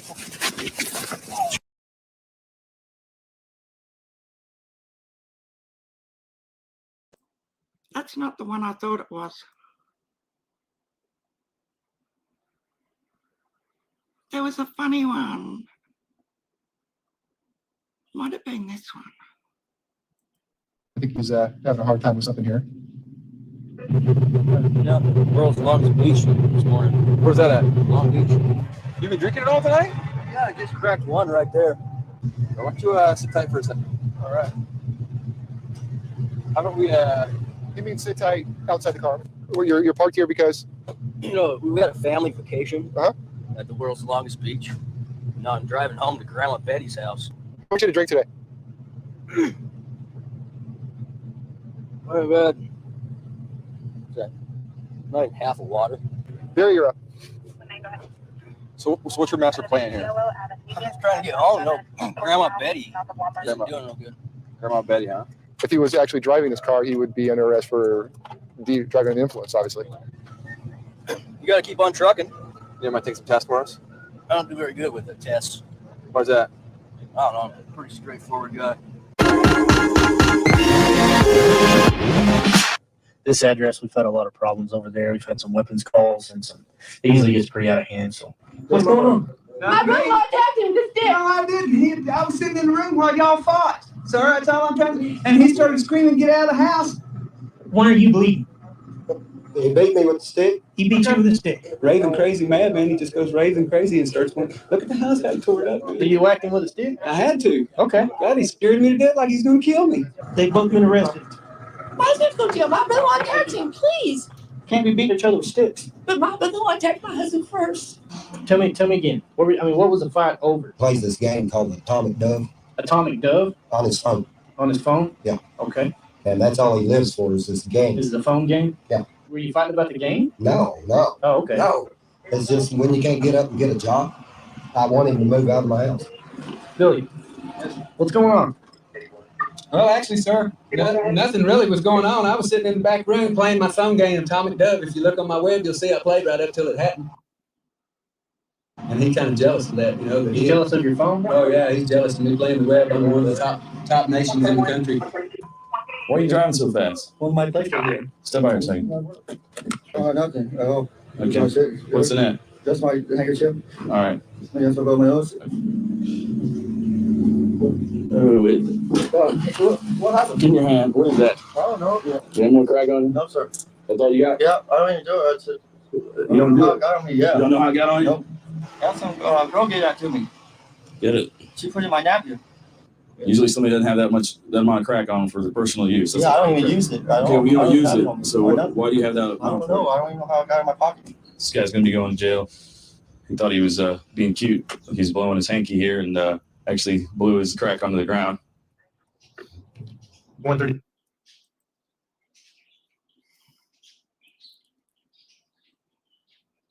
Why's Libby going to bed? Good night, Lib. Have a good night. I know some of these people are just nuts.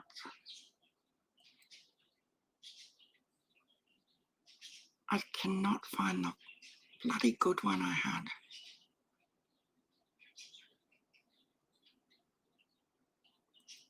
Everyone loves a good old-fashioned heist. The setup, the sleight of hand, the team of criminal geniuses all working in perfect harmony to pull off the crime of the century. Then you've got your mastermind. Think George Clooney from the Ocean's 11 series. The kind of dude who walks away from explosions with his back turned. But not all crooks are created equal. Life rarely imitates art. And for every mastermind, there are 100 fools. So which bad guys are forgetting the keys to the getaway car? Which thieves haven't thought things through? Ready to meet the world's dumbest criminals? Let's get it on.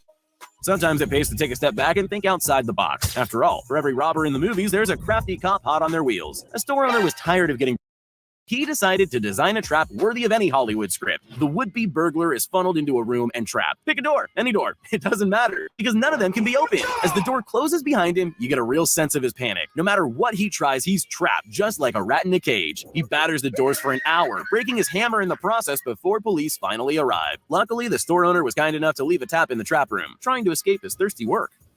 Perhaps our next trio of dummies have watched a few too many movies. We doubt that a bar would have laser beams ready to trip an alarm. Thieves and criminals are often referred to as snakes, so the pair did their very best impression, slithering their way along the floor on a quest to empty out the register. Afterward, drinks on a Friday night would generally have you crawling out of the bar, not into one. The cops have dubbed these guys the inchworm bandits. They reportedly made off with just the tips from the jar. You want most robberies to run smoothly and easily. Think like stealing candy from a baby. There's a reason why you've never heard the saying, as easy as stealing a bike from a heavily staffed police station. Bolt cutters? Check. Face mask? Check. Having aspirations that exceed your capabilities? Oh, double check. The dude lasted exactly 23 seconds in what we can safely assume is the world's fastest bust. We bet the cops are getting really tired of these people pushing their luck. This next would-be crook is a great example of how not to pull off the perfect heist, and doing everything in your own power to ruin your own plan. It's a surefire bet, as either way, you're the hero of your own story. Step 1. Choose to rob a vape store in a place that probably carries very little cash. Step 2. Fumble and drop your gun at the lady behind the counter's feet to be instantly disarmed. Step 3. Attempt to climb over the glass display cabinet, leaving 2 immaculately placed handprints for the cops. Step 4. Run away in style with your pants falling down around your ankles. Vlad the Inhaler is running on fumes. His plan went up in smoke. Nice try. Close, but no cigar. There are fewer actions that are more brazen than shoving a $600 chainsaw down your pants and casually walking out of a store. Famous actors stuff their jocks, sure, but this is taking it to a whole other level. Thankfully, it wasn't an electric start model. Workers in the store did notice the daredevil shoplifter. However, he made a quick getaway on his bike, Evel Knievel style. He was nabbed by police after ditching a chainsaw in the woods, but returning to claim his prize 40 minutes later. Sometimes truth is stranger than fiction. Okay, so you've heard of causing a ruckus and raising the roof. Have you ever heard of bringing down the ceiling? This bumbling couple went to great heights to fool owners of a local convenience store when they attempted to use a stolen credit card to pay for a $4.39 packet of popcorn. The owners called police on the suspicious duo, and when the cops arrived, Coward used his girlfriend as a human shield in order to try to get away. The woman ran into the back room, seemingly a dead end. Inspiration strikes. Perhaps the way out is actually up. Channeling Catherine Zeta-Jones in Entrapment, she does her best cat burglar impression and squeezes her way into the air vents. Her hopes of freedom come crashing down, and so does she, through the ceiling onto a not-so-soft set of shelves. Not all crimes are planned. Sometimes you just fall into it. Stop, drop, and roll. Not only useful when putting yourself out if you catch a light, but... That would be me as a criminal. That's how crappy I would be. I would fall through the roof. 1,000 Ways to Die. It is reenactments of people dying while doing stupid things. Really? Is it on YouTube, Gabby B? Oh, Green-Eyed Lady's here. How are the boys going, Green-Eyed Lady? I seen Brandon was out of hospital. You would be an amazing criminal, doohickey. I can just see you. You'd be like Tom Cruise, like organized on it. Not me. I'm that girl who just went into the storeroom and fell through the roof. You fuck up a wet dream. Oh my God. 1,000 Ways to Die. I wonder if it's on here. I just want to stop it in case. Well, these people have got 4 million subscribers. It's just hard to know who's going to strike you. But this is for entertainment purposes, isn't it? So if we stop for a little bit, got to drive home but listening. I used to watch it on Channel 7. Oh, Johnny Kramer's here. How are you, Johnny? Down Under Crime Talks. Oh, thank you. I'm glad you come back to visit us.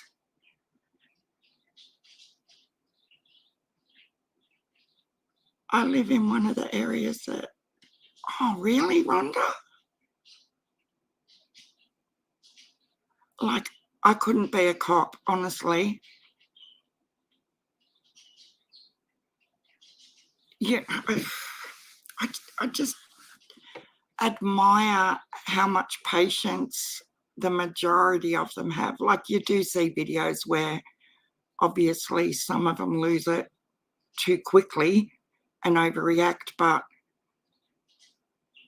you know, this is really horrible, but I would probably end up as a cop like Amber Geiger.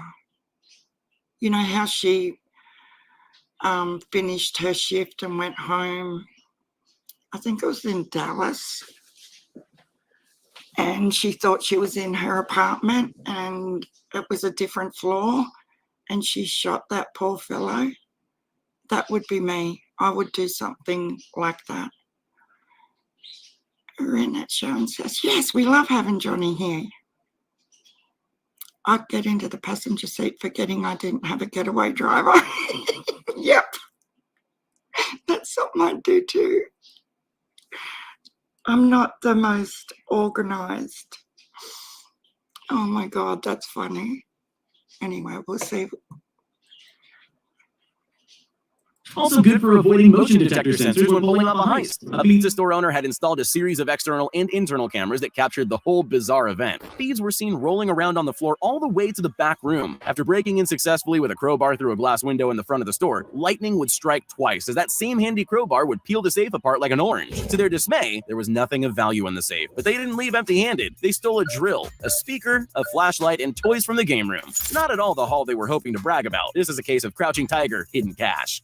The answer to many of life's problems is often a great big hammer. Its methods of persuasion are simple, the results are generally instant and forthcoming. Our band of thieves seem to have it all worked out. An old-fashioned quick smash and grab. Covered with long-sleeved clothing and motorcycle helmets, it's great to see that the Safety First initiative extends to the less savory types in society. Unfortunately, toughened polycarbonate cabinets can be a harsh mistress. No matter how hard you try, they just won't give up the goods. In the space of under a minute, it's gone from potential payday and hammer time to empty-handed and having your dreams shattered instead of the jewelry cabinet. It's not only monocle-wearing old men in tuxedos and top hats who can appreciate a fine work of art. No! You don't have to resemble the Monopoly Man for a beautiful painting to draw your keen eye. Our next dope fancy's taking him a rather large souvenir from his lovely day trip out to the gallery. Covering your face to hide your identity is so 2000 and late. Real geniuses hide stolen goods rather conspicuously in their jackets. Let's face it, nobody will notice. Change of approach. How about you just walk out with it underarm, nonchalantly whistling a tune while you do so? No one will suspect a thing. Well, too bad for this amateur. He was caught by staff as soon as he tried to leave the premises. Maybe he can create his own masterpiece with a pencil and notepad from a jail cell. In a video game, the success of your mission boils down to how well players work as a team, and friendly fire isn't tolerated. Generally, the fastest way to break into storefront glass windows is with a brick, and this pair came well prepared. In a sudden plot twist, Bill ends up braining Ted with a poorly timed, inaccurate brick shot that would make a stormtrooper blush.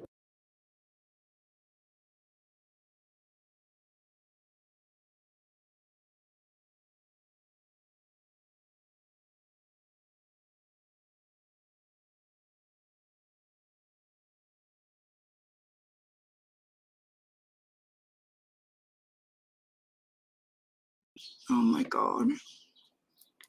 But it was on Australian news. I'm just going to go back a tiny bit. So to make it on Australian news, it has to be pretty noteworthy. Ted with a poorly timed, inaccurate brick shot that would make a stormtrooper blush. Nothing says good Samaritan like stopping a robbery, even if it's your own. Good friends keep their buddies on the straight and narrow path of righteousness. Looks like this guy succeeded. Man down! In this week's episode of When Fences Fight Back, our hapless thief shows us that while breaking in is generally the easy part of a robbery, sometimes you just can't catch a break. In show business, they say break a leg. We aren't entirely sure why this egghead took the most literal meaning. It all starts off rather well. We see him fiddling with the gate hinges for a while until success. It seems Lady Luck is on this thief's side as the gate comes free from its mounts. But in a cruel twist of fate, the heavy steel gate falls back on him, crunching his leg between the metal bars and the unyielding concrete. He tries to get up but falls straight back down. His leg is busted. Lady Luck smiles again for him, as it turns out that a crowbar makes a great walking stick. We see him making the world's slowest getaway. Rumor has it that our guy tried to sue the homeowner for damages, but it was thrown out of court. The judge said he didn't have a leg to stand on. Desperate times call for desperate measures. Short of a few bucks, there isn't a more cliched last-ditch effort than trying to rob a jewelry store. Our man seems normal enough. Smiles, says hello to the jeweler, asks to try on a gold chain that's caught his eye. The store owner doesn't suspect a thing. He's completely unaware that he's about to be the victim of a completely hilarious crime. He must like the way it feels around his neck, because the next minute he flees to the door at fantastic speed. There's only one problem. He's locked in.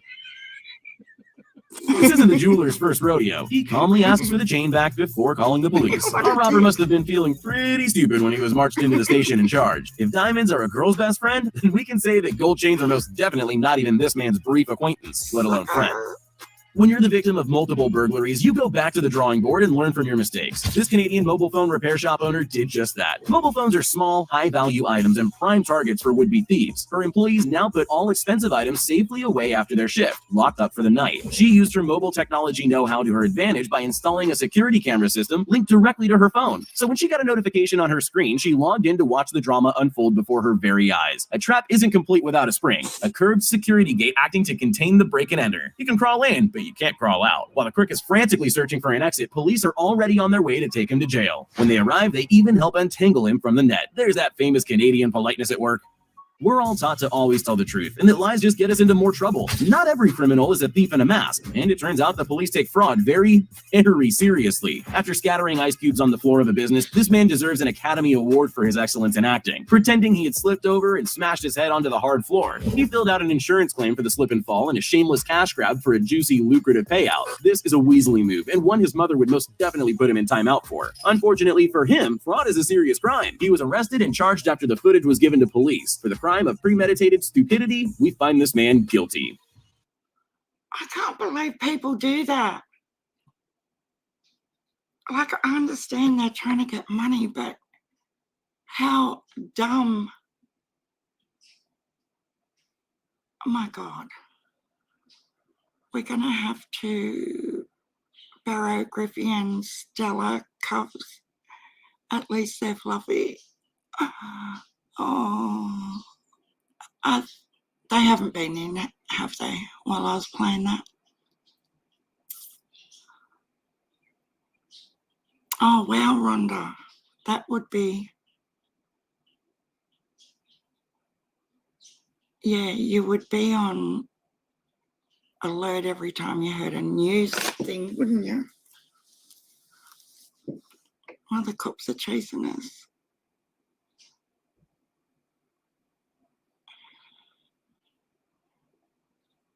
If you're subscribed to Amazon Prime, watch the series The Marvelous Mrs. Maisel. It is hilarious comedy set in 1958. Season 5 is being released soon. Okay, cool. Lisa Jones, are they pink? Made to order, Lisa. Oh my gosh. Now where's... These are the scariest pranks in the world. Consider yourself lucky you're not this person, or this person, or you see where I'm going with this. With so many people terrified of elevators, it seems like a pretty obvious place to stage a prank, but this one really did get creative. Instead of doing something obvious, like pretending the elevator was stuck, this Japanese show got a little creative. The producer escorts their victim to the elevator, but the second they step inside, this happens. That's definitely something you can never prepare for, and why would you?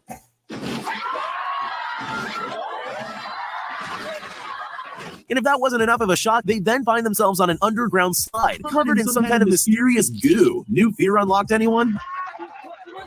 These tourists in China probably thought that walking on this glass bridge was scary enough on its own. They clearly had no idea what was in store for them. In hindsight, I'm sure you know it's a prank, but I can't even imagine what I'd be thinking if that were happening to me. Take a look at this guy who was just seconds away from losing his iPad. They achieved this amazing illusion by placing real shards of glass and video screens underneath the glass floor and topped it all off with sound effects to make it seem extra real. Cruel. Funny or cruel? I'll leave you to be the judge of that. Picture this. You're sitting in an empty office, just waiting around for something to happen. Then suddenly the entire desk slides open. What do? Some people would make a run for the exit as quickly as possible. These people, on the other hand, made the mistake of being curious enough to stay and look. That's exactly what the pranksters wanted. Before they knew what was happening, they had a face full of cream. It looks like it got everywhere, too. That guy must have been glad he was wearing glasses, although he doesn't seem very happy about any of it. In the old days, all you needed for a good prank was a telephone, but those were simpler times. If you want to execute a really great prank now, you probably need to look into purchasing an extremely realistic dinosaur costume. Sure, that's going to be pretty expensive, but there's one big benefit to a moving dinosaur. It seems to terrify just about everyone. Even though dinosaurs have been extinct for millions of years, there's just something unsettling about a prehistoric beast chasing us down a corridor. I'm sure these people would agree. Maybe cornering yourself on the ground isn't the smartest move either. There's always more than one way to do something, but the choice usually comes down to what you're really trying to achieve. For example, if you wanted to terrify someone in an elevator, you could just have the whole floor open up and eat them. But that wouldn't sell very many TVs. What LG wanted to do instead was make it look like the floor of the elevator was falling away, you know, to prove how good their TVs are.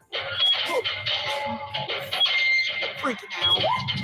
Ironically, some victims even tried to find a safe tile to stand on, sometimes scrambling to the other end of the elevator.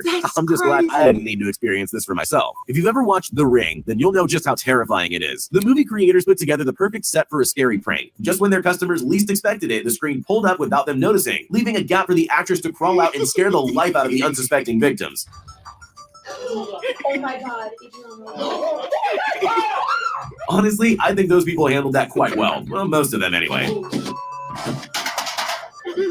Imagine you're a technology company. What's the best way to prove that your TVs have the highest quality screens on the market? LG's headquarters in Chile came up with an ingenious joke. They gathered people for a job interview, filled the office with hidden cameras, and set up one of their TVs so it looked like a window. Job interviews are stressful enough. They're far worse when a meteor suddenly appears.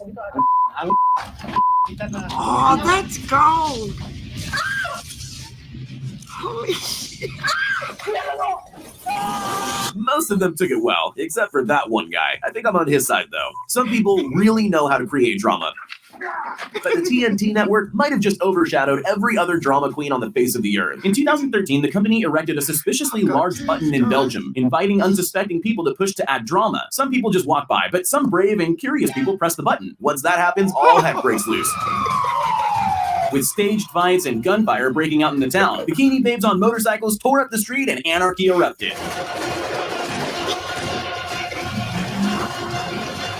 The best part of the video is the reactions of those who set it off. Participants look around stunned as the action unfolds, trying to come to terms with the fact they caused it all to happen. This prank show wanted to see what would happen if they glued people to the floor. Imagine, there you are, just minding your own business. One minute you're getting along with your day, the next you're stuck to the ground. But there's more than one way to achieve a sticky floor prank. Plan A is to trap ordinary people on the street as they go about their day. Then there's the more extreme method. Place a tray of sticky goo behind a closed door and just wait for the next victim. The highlight's definitely their previous victim sitting on the sofa covered in goo. He didn't even try to warn him. Here's something you almost never think about. Drinking fountains. Sure, they're a handy thing to have around, but they're not exactly going to take up a lot of space in your thoughts, at least not until something like this happens to you. This prank show set up a drinking fountain with a twist to catch unsuspecting people by surprise, and it definitely worked. I don't know if you've ever had water sprayed up your nose at high pressure, but it's definitely not pleasant. I wouldn't go near that fountain again, but these people are clearly a little braver than me. Most of them go in for another try. It doesn't seem worth it, but you've got to admire their dedication. The Indiana Jones films are iconic. They're a part of our culture, but even in iconic films like that, there are moments that stand out and take a life of their own. You probably already know where I'm going with this. This girl got to reenact that iconic moment, whether she wanted to or not. Honestly, it really does look genuinely frightening, especially since that's the last thing you expect when walking down a corridor. At least they were kind enough to give her something soft to land on. Even in a world of clever pranks, some are just a little more intelligent than others. The creators of the Invisible Man movie obviously know how to scare people, but it's quite different to execute that in real life. As part of their press, they decided they were going to give journalists a taste of what it would be like to really encounter the Invisible Man. Let's just say it wasn't the kind of interview they were expecting. Oh my God. They rigged the interview room to make it look like someone invisible was making things move. The grand finale was a clever reveal of the Invisible Man standing up behind the curtain. The people who stayed in the room deserve a medal. So, you're a yogurt company that needs to get an advertisement done. What's the best way to get people to eat yogurt? With a bear, apparently. Chobani decided they'd recreate their famous bear-centered Super Bowl commercial by setting a bear loose in New York City. Alright, not quite. They actually unleashed a man in an animatronic bear suit onto the streets to frighten unsuspecting members of the public. And it worked. The bear wreaked a bit of havoc. The only people that seemed more confused than scared were passing children. I guess they just don't understand perfectly good advertising. These are the scariest pranks in the... Oh my God.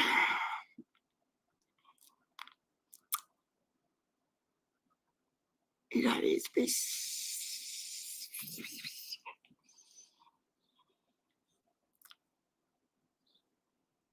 You ladies be safe. There is bad weather around. Yeah, I've seen an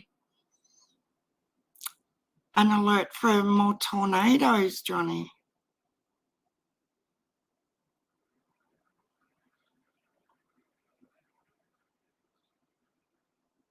Someone needs to show me how to make name in the highlight. What do you mean, Rhonda? Oh, yeah, you type at, like Miss Justice is showing us here, and then their name. And then it'll highlight orange for that person that you're trying to get their attention with. Oh, and Daisy's on it too. Yeah, you've got it now. It's all a learning thing, isn't it? I had no clue either. Like before, because I've only sort of gone into YouTube chats over the last probably about a month before I started my channel. And we all have to ask different things. You think you woke me up? No, I had tears pouring down my face with the lift one and the bridge one, because it freaked me out so much. Could you imagine being on that bridge and it just starts cracking like that? Oh my God. I was minding my own business, brushing my teeth, and he ripped the curtain open, screamed, and scared the shit out of me. Oh my God, Jackie Jude. You know, when the kids scare me, my instant reaction is I want to punch them. It's just a reflex thing. And I've never actually connected, but thankfully for their sake, but it's the first thing I do, like, because everyone reacts differently, but I just want to whack them. Yeah, we don't see the highlight. So whoever you're adding at will see it.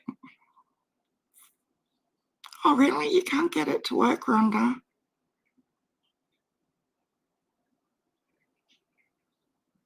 That's a bucker. But I can remember going through this too, and I couldn't work out how people got my name to highlight. And then when I'd send it, there was no highlight. And I'm like, what am I doing wrong? I think everyone goes through it. Everyone loves a good. Oh my God.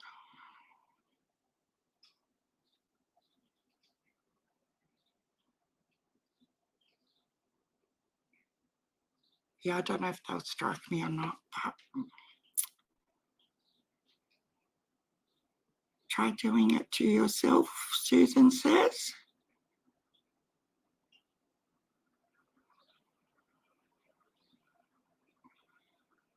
You're American? It is really. Do you know what I wish YouTube would do? Is let us post in a photo in the chat. Or not even, you know what I mean? Like little files. How handy would that be at times? It sounds dirty.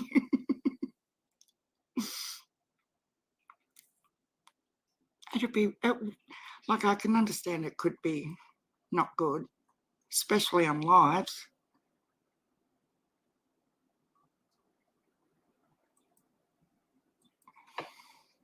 Damn.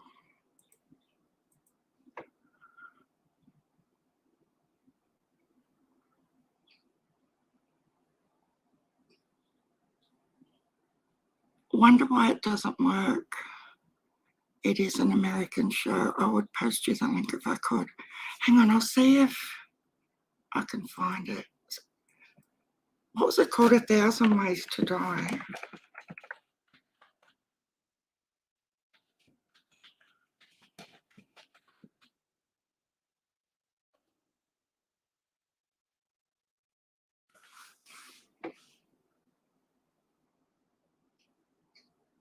Oh my God.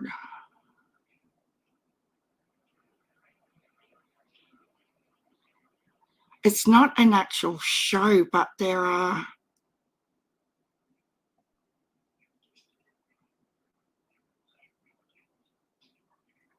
heaps and heaps and heaps.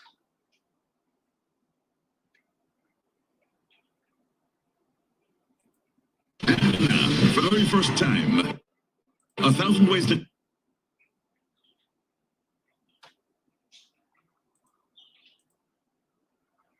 Hang on, I'm just having a look at this for a second. We can't have ones with music, that's all. Categories, and we do mean gory, are... Oh, God, no. Oh, my God, no. Hell no. Can't do that. That's not a fun time, guys.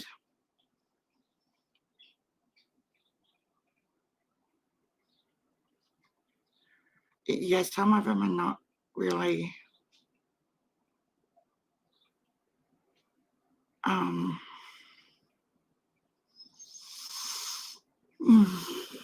you know, they're all blood and guts and stuff, like gory.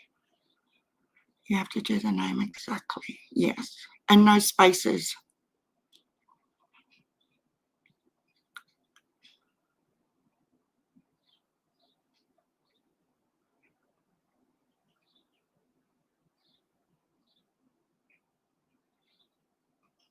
It trying to get the Marvelous Mrs. Maisel.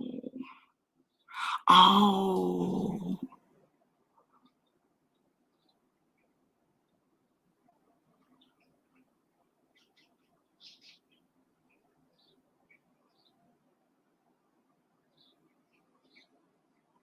A little box will appear with the name of the first letter you typed. Hit that to highlight.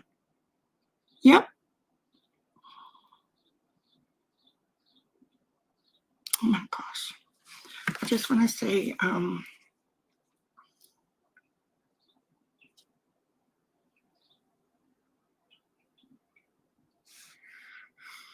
what time is it now? 4:16. Where's Griffey? Griffey, if you're listening, we need to talk to you. I'm starting to stress out now. God love her.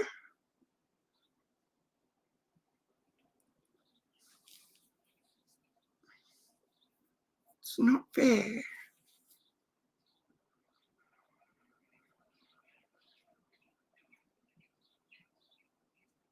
Nope, she still hasn't answered me. Maybe they're busy with the kids and stuff. But normally you give up. Oh, bugger.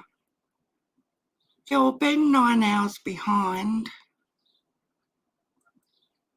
I'm pretty sure she's usually up by now.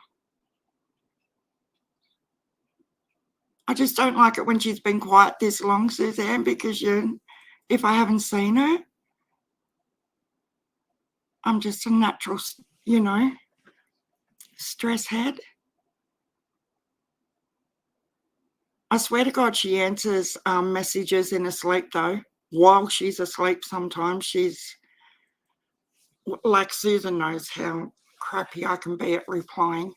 But Griffey, normally, as soon as you send a message, it's rarely that she doesn't answer you within half an hour.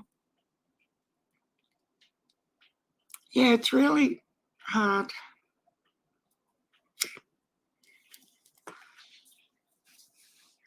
So is it working for you, Rhonda, when people are highlighting your name?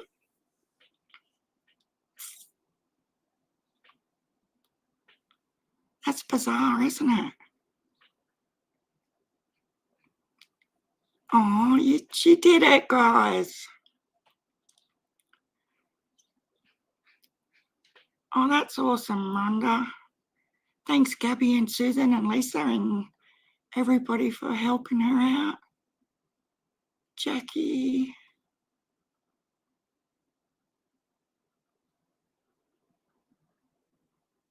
Donald Nash, Sister 19. Okay. Elena's view's back. Yeah, you can't see it unless it's your own name. It's so awesome when you learn something new, isn't it? I usually get so excited and I just love learning new things. although the kids were giving me heaps the other day about my sim rig. You know, what are you going to do with it, Mum? It's just sitting there. So I think I might sell it. I'm sort of over my car racing phase with iRacing. It was really addictive though. I loved it. I just don't have time anymore. Yeah, that's awesome, isn't it? New lessons start at 6 p.m. Oh gosh. How people did that. Oh, you should ask. Never feel afraid to ask us in here for help with anything, because we do have a beautiful group in here. Like half the time I ask you guys more questions than the other way around. Firstly, because I'm in Australia, and secondly, because you are all just awesome and I feel comfortable enough to ask. I'm the getaway driver. As long as I don't have to go backwards, Jackie Jude. I don't do backwards real good at all. So if we're parked in a clear space forward, I'm all good. We just have to get that right. I shouldn't have a license. Like, I can go backwards. It's just scary for me. I want a red name, not green. Help, please. How do you get a red name? Susan?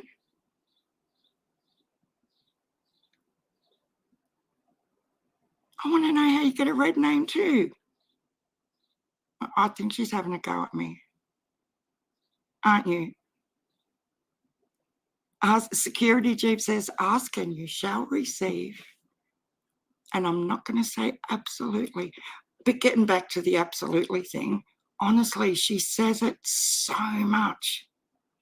Over and over and over and over. I have a question mark. What does gang gang mean? And I don't mean Aussie. Okay, Daisy. I need to know that question too. And I have another question, guys. What is a son? You know how John Hinge says it all the time? A son? A son? Whatever he says. I have no clue what that is either. So does anyone, can anyone answer Daisy's question of what does gang gang mean? Because I've noticed Libby and Ethel say it a bit. A lot of the clip channels do too, and I have no clue. Should we Google it? Okay, let's Google it. That'll be interesting. It is What the Fuck Wednesday, Thursday. Yeah, I don't know what the red name means. Are you not a moderator, Susan?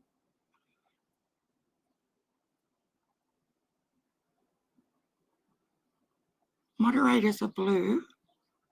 Members are green. So members show up in my chat because I haven't got my chat on. Hang on. Hang on. I'm going to have a look at this because I cleaned up a few moderators yesterday because I didn't know this, and please do not take this the wrong way.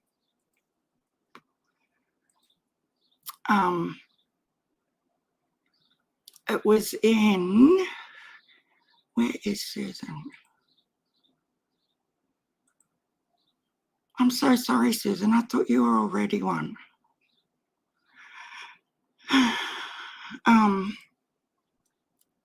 What was I talking about? Yeah, so I was in 1:30 a.m. this morning. I could not go to sleep. And the only person on live at that time was The Real Graz. I think that's his name. So I was in there and said hello like you do when you come into someone's chat. And I forgot what I was talking about. God, I'm getting bad at that. What was I doing in there? Yes, you are an upgraded member. And you are very much appreciated. All our members and subs are very much appreciated. And you choose, oh yeah, the moderators. That's what I was talking about, Gabby. Thank you. Sometimes I just need a little, you'll find a stitch in crime. Anyway, I was just lying there in bed under the covers so hubby doesn't see the light off my phone because I get in trouble for being awake so late. Anyway, I was just watching the chat go by, half asleep, and then I seen them talking about, like we're talking about learning new things and stuff, and they said that mods, because he was talking about, it's the thumbnail of Graz's where John wasn't impressed with it today, but he was talking about Natasha Cooper and MRB and their feud, and John's picture was in the thumbnail as well. Anyway, the chat was talking about how mods can go in after a live and hide all your subscribers or any subscribers that they don't like. And I was like, what? Like, I didn't understand what they were talking about because I've never heard of that before. And I said, what do you mean? Someone explain. And I think it was that Soulja, S-O-U-L-J-A. She explained it to me. She said,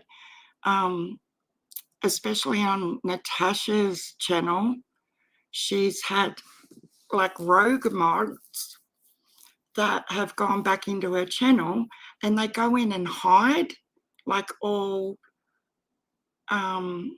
any subscribers they don't like or they've had a beef with or whatever, for whatever reason. And like they can do it to half your channel. So when you go live, you've got, if you haven't checked them boxes, you could go live and all these people are hidden to your channel and they have no clue that you're even live or anything, you know? And I thought that was the craziest things. Yes, Miss Justice. Have you ever heard of that happening before? And like I'm confident with, I know I've had the same mod since day one, but I did remove a couple yesterday, just ones that, you know, I modded day whatever and I don't see them anymore. So obviously, you know, if they don't come to your channel anymore, then they've moved on. So that's why I've just modded Susan because she's here every single time. I know her personality on a personal level as well as on YouTube. So it, for the couple of people that I unmodded, it's not a personal thing. If you come across this video at all, I just need people that are still here sort of thing. You know, it's not on you did anything wrong to me or anything like that. It's just that we've got to, and it takes a little bit of pressure off Josie and Miss Justice and everyone that's here every single time as well. Daisy. Can you imagine doing that to someone though? I was just like, what? Yeah. They can go in there and virtually, and then these people get the poops and then they'll unsubscribe to you and you still have no clue if you haven't gone into your studio to check. Abuse of power. Yes, security chief. And I don't know if it's a lack of educating myself on these things. I don't know. But I was a little bit like, wow. Like I knew I was fine because I trust you all. But that's dangerous stuff, isn't it? If you do get a couple of mods that get shitty with you or whatever and decide, because not everyone goes in and checks their studio every single time they go live. You are always here, Fairy Dust Diaries, and I love you very much. No, you're fine.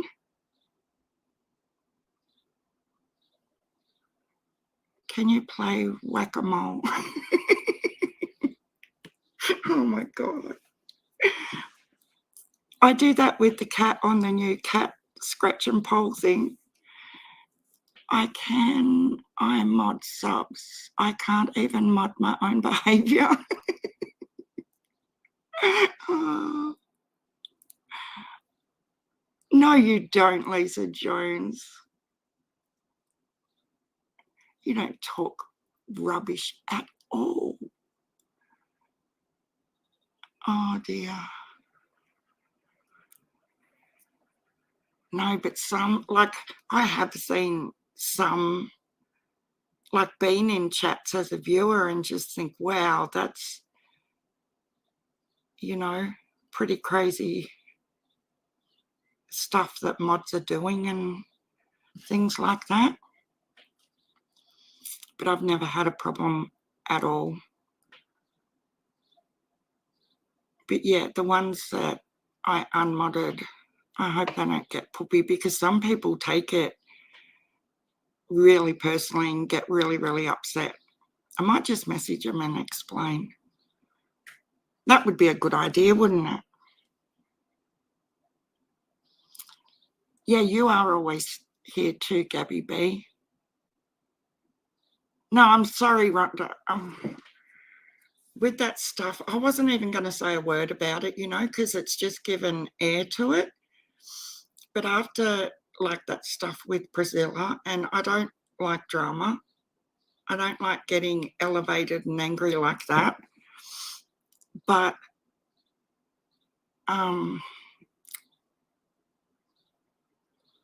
I was fully aware of what was happening on my last live, and I deliberately didn't mention either of their names, but it didn't stop.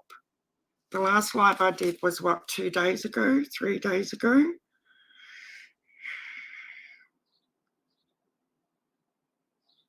Well, 3 days my time ago, I think. And I thought if I don't give any breath to it, it'll just all, you know, just dissolve. Like, who cares? It's nothing. Even though I was frustrated and annoyed, I wasn't going to give it the time of day. But they've kept going with it, both of them, for another 2 days, to the point where, no, if you're not going to stop, then I'm going to say something. But I give them 2 days of not mentioning their names whatsoever and trying to just ignore it. But if you're going to keep going and going and going, yes, I'm going to arc up. And I think that's a mature way to do it. If they'd shut up after the first 3 lives Priscilla did and the first 1 that Liz did, then okay, just let it go. They're not worth it. But not when you just keep going day after day after day. And every single time I'm leaving the true crime community, I want nothing to do with it. They're all evil. But let's do another video and address Sharon's behavior again. You know, like, what? That was drama.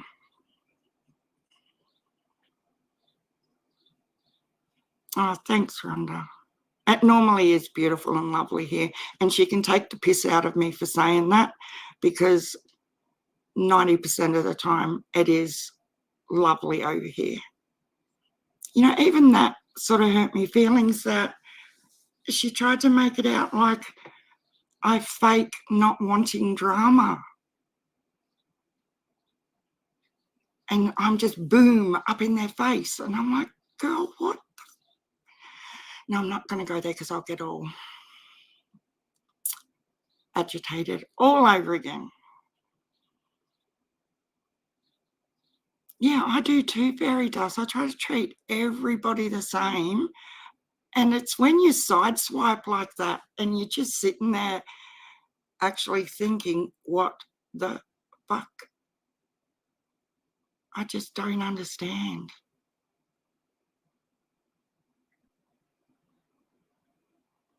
Yeah, I go over there too.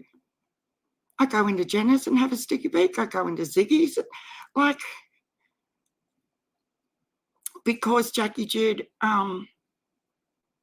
Ziggy and Prayer Garden Australian Times are probably the only two left that are still going live Australian time. And I'll normally cook dinner while I'm listening to Ziggy or Twiggy. Oh, not Twiggy. Hi, Twiggy. I know you're still here, sweetheart. Oh, you're sewing. Good girl. You'll have to show us.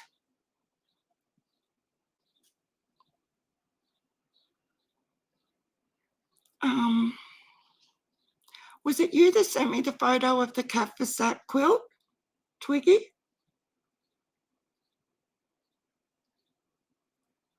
It's absolutely beautiful, guys, if it is Twiggy. I just can't remember it because I was going through. I think it is her. She, if it's Twiggy that sent me the email. So we've been married the last week. I know it's Christmas time and everything else, but we ordered the new pool liner on like the 10th of December, or hubby did, and I need to take care of Brandon and get a few things done. Thank you, Sharon and chat, for a fun evening. Oh, anytime, green-eyed lady. I'm glad he's doing a lot better. We're always here for you. It's going to be a better year, guys. We have to manifest that out into the world. I've got us to, oh, the pool liner. So when it didn't arrive yesterday, because it wasn't a public holiday, I'm just like, you know how you just start thinking, yeah, nah, there's something going on here, because it should have well and truly been here by now. It's coming from Brisbane. Shouldn't take a month, nearly a month. Ziggy's lives go forever. I know, and that's what I mean. Like, I can finish my life and she'll be on, and I can go down, cook dinner, clean up the kitchen, sit down, and when I go to bed at 10 o'clock at night, she can still be going, you know. So it's sort of time-wise, it sort of fits my nighttime schedule. Oh, wow, Twiggy. I'm putting a border on Quattro colours. Do you have a local quilter, Twiggy? Or do you quilt them yourself? I sent you the picture. The used condom I found under my bed from 1997. Oh my God. That is a WTH, Jackie Jude. Yeah, it has to be a better 2022. I've already started manifesting. You've got to get it out there. 20 fat quarters today in post. I am happy, more fabric. What were they, Daisy? Was it just like a random fat quarter pack? Guys, I can send you fat quarters. Or actually, they're more 25 centimeter cups.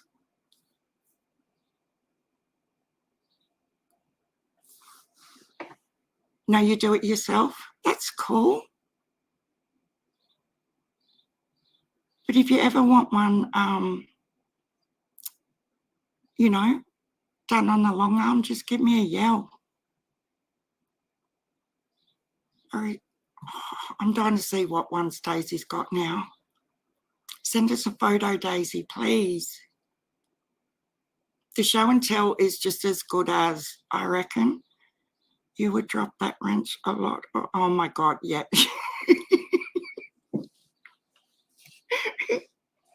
I'm a bit worried now, Lisa.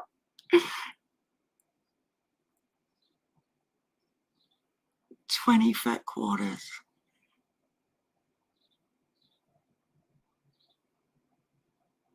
Righto, okay. Twiggy and Daisy. Tomorrow we'll do a live.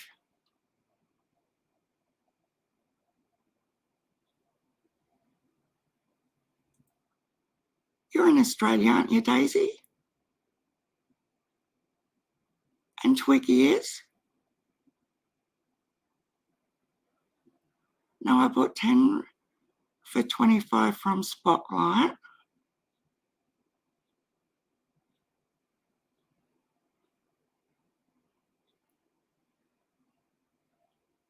What?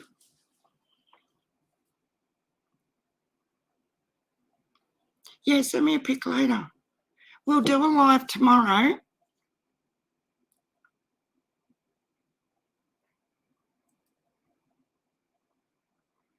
Twiggy, you're in Australia, aren't you? It's not that bad. In Australia. Oh, Ditsy Daisies. That's what my sister calls me, Daisy. She calls me Daisy. Do you know what she did to me one time? Now, she's 3 years younger than me, but I've always been the worrier, the sentimental one, like always. And she's always been like, she is so organised and logical and bossy, and she's like a personal assistant. You know, if I go down there to visit for a few days, she has itinerary for every 15 minutes of the entire visit of what we're doing when, even down to a nana nap, mind you, and I don't even do nana naps, but I have to go and lie down because it's nana nap time. So I just lie there playing with my phone till she says it's okay, I can get up again. Like, that's how bossy she is to me. Anyway, I was having a bit of a sook one day about something. I'm glad at the time we lived 4 hours apart, and I told her she'd hurt my feelings about something. Anyway, 3 days later, I go and check the mail, and there was a box of tissues delivered from Kleenex, and on the post stamp it had to Daisy, pull up your big girl panties and stop sooking, and then the address. And I still have that box to this day up in my cupboard as a little keepsake. She is, Susan, you've got no idea. The other sister and I just lose it all the time, because when I go to her house, we just sort of chill and hang out. And if we don't get dressed at lunchtime, it doesn't matter. Like, we just enjoy being together. But the other one, hell no, everything's, you know, slotted to 15 to half an hour increments of what we're doing when. Like, we went shopping one day and she said, okay, you've got 23 minutes left in this shop. And I'm like, what? And she goes, yeah, 23. And then we've got to go to this one. And I'm like, oh, dear Lord. But that's how she's always been the same. Always. Even as a little kid. So we my other sister and I, like, we're always giving a shit about it. And she's like, well, that's just the way, you know, you've got to be organised in life and on top of shit and da-di-da-di-da. It's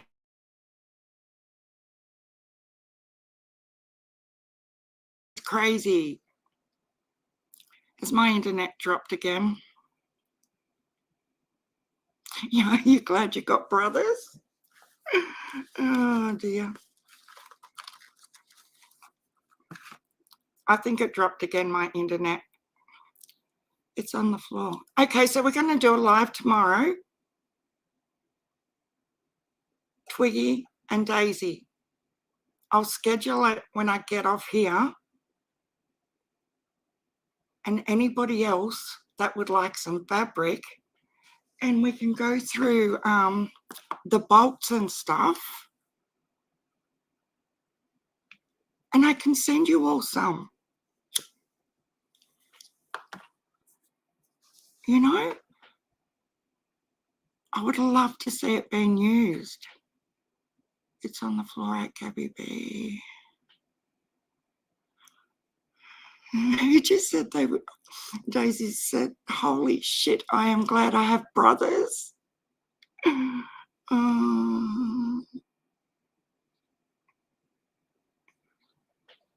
have no sisters, Josie? That's what I mean. I'm glad with the bossy one that she is 4 hours away. But she's come up here for a visit and she is like recategorized my whole kitchen and laundry, and like it's absolutely awesome to get it all sorted. Oh, Jackie did the pool liner, yeah. It is coming from Brisbane and we ordered it on the 10th of December and it still hasn't arrived. So hubby bought it on eBay and he checked out as a guest. And I was like, oh, dude, why would you do that? Oh, I don't know what my login is and all this stuff. So yesterday, I got on and did some investigating and I pulled up the reviews of this shop in Google. And I'm not kidding, out of 44 reviews, there were like 28 or 29 that were all 1 stars. And they were like, do not, fraudulent company, do not order, blah, blah, blah. So then I was getting really annoyed. So this morning I got up and did more investigating and tracked down a phone number. And in the reviews, everyone was saying it's a 1-800 fraud phone number. But I rang it and I will admit it sounded dodgy at first, but then an Aussie guy answered the phone and he said, oh, you ordered this on eBay. So he obviously knew the order, and he said, oh, this was due to be dispatched on the 22nd. And I said, right. And he said, oh, that's the day that we closed for the break. And I said, I understand it's Christmas time and everything, but it was ordered on the 10th. So you're telling me it sat there for 12 days and then you decide to not dispatch it because you're closed. Like, anyway, the whole thing doesn't sound too good to me, but he said their shipping office will be open again on Tuesday. And, you know, it's coming by TNT and hopefully it should be here by next Friday. So we'll see. How's Miss Nine? She's doing really, really well, Miss Justice. We're going to ring her again tonight. They've gone away camping after they went to her stepmum's for Christmas in the Blue Mountains, which is near Sydney. and visited some of her dad's brothers, and now they've gone camping for a few days. But she's busy, and that's what she needs to be doing, like really active things. She needs to be stimulated all the time. But yeah, she seems really happy and showed us all her Christmas presents and everything.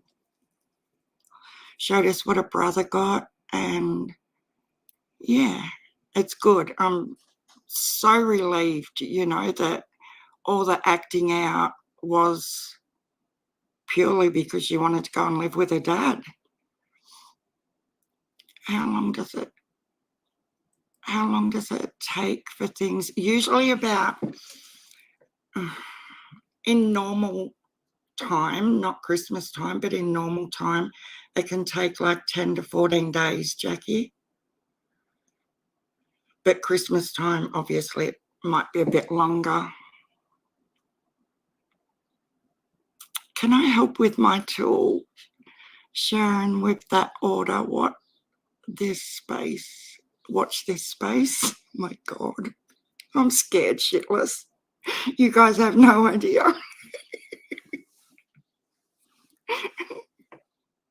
Oh my God. You are hilarious, Susan, honestly.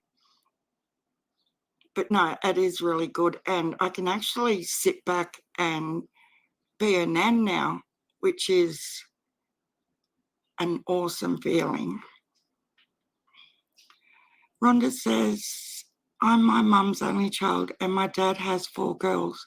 My brother passed away in 1983. He was 17, I was 13. Oh no.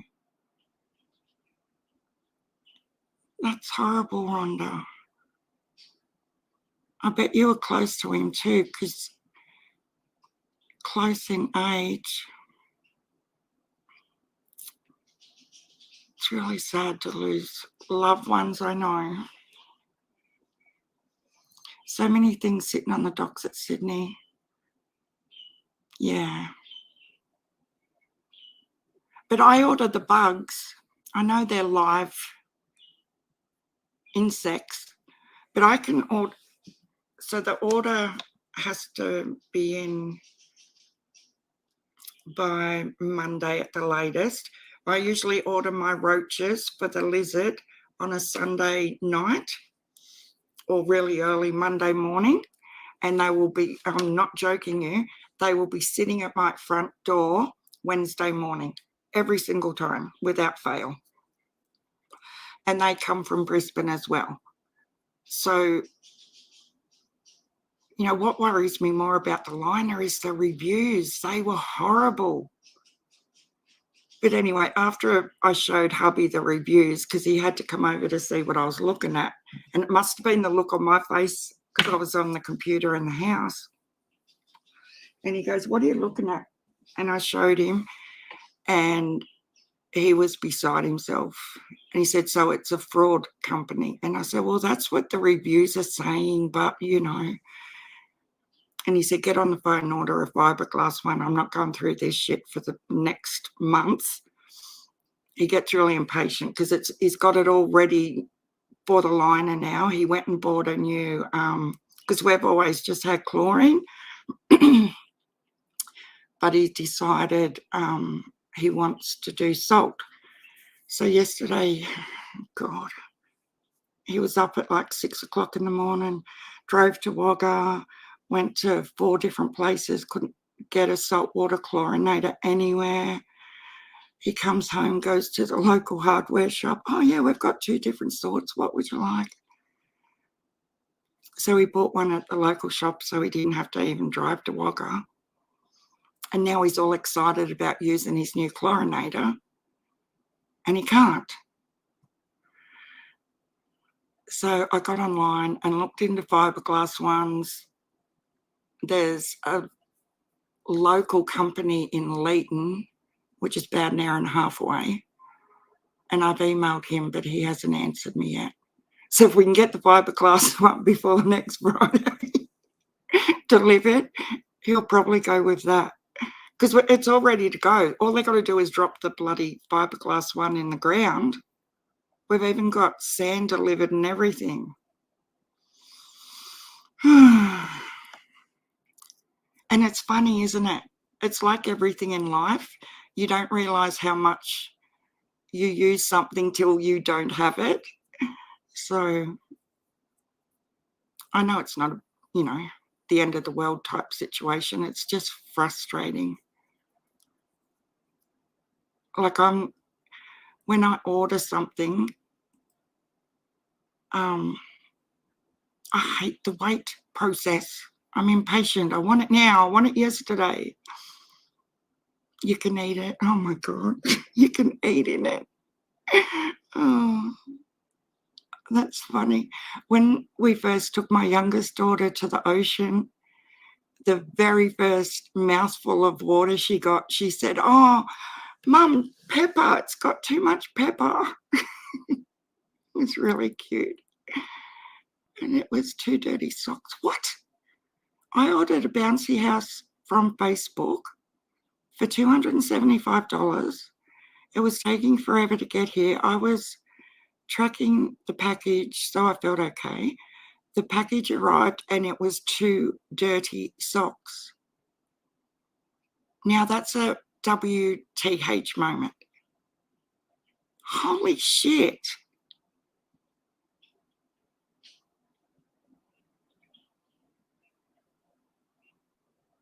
Yeah. See, the one that I'm talking about that's local that sells them, from what I could gather on his website, he doesn't even get stock until in between March and May, and he still hasn't replied to the email, so I don't think he even has any available to send out straight away. And why we wanted to go with him is because it's only an hour and a half away, and the delivery wouldn't be like $3,000 or $4,000. No, he still hasn't answered me. Maybe he's on holidays. It's this time of year, nobody wants to be looking at work emails and stuff, especially this week, I guess. Yeah, she said it was pepper, Susan. Oh, God. Susan's going to change her name to Susan Security Thief. Oh. And you wouldn't believe what happened. So my son and daughter-in-law, they moved into their new house 6 weeks before Christmas, and they've got an above-ground pool with the decking all the way around it. And they really felt for us when the incident happened with our pool. And then Christmas Eve, we're driving around looking at Christmas lights, and he rings to tell us, to ask if we had a patch kit, because he was getting out of their pool on the white plastic ladder steps, and the steps snapped clean in half and put 2 slivers down the side of his liner. They're only about 10 centimetres long, but yeah. But he thinks he's fixed it with the patch kit, so that's good. But ours was unfixable, honestly. It was like half a metre round circle she cut out of it. It's under 2. Oh, really, Rhonda?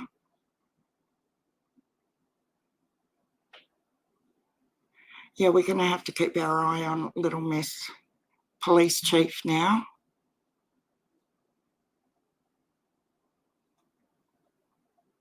Yeah, it'd be good if you could just ring up. Yeah, we want a pool. This is the shape we want. This is the colour we want. Just drop it off tomorrow, can you? Oh, sweet. No worries. Anyway, guys, I better go and see what he's up to. First thing he's going to say is, what's for tea?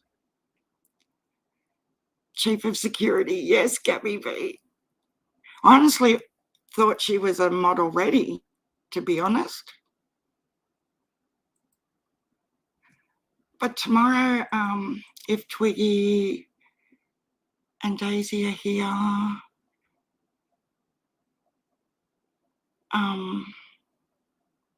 I'll do the live on the laptop so I can move it around and stuff. And you can show me, Susan, show you all, whoever wants some fabric, I'm happy to post some out. Get rid of it. You know, because I've got tubs of the pre-cuts that I cut up while I was in the shop. So they're mostly 25 centimetre pieces. And then I've got bolts and bolts. So, you know, if I show you guys and you like some, I'm more than happy to post some out. Thank you, Josie. Thank you, Susan, Daisy, all the mods. And thanks everyone for sticking around who's been in here. Oh, cool, Daisy.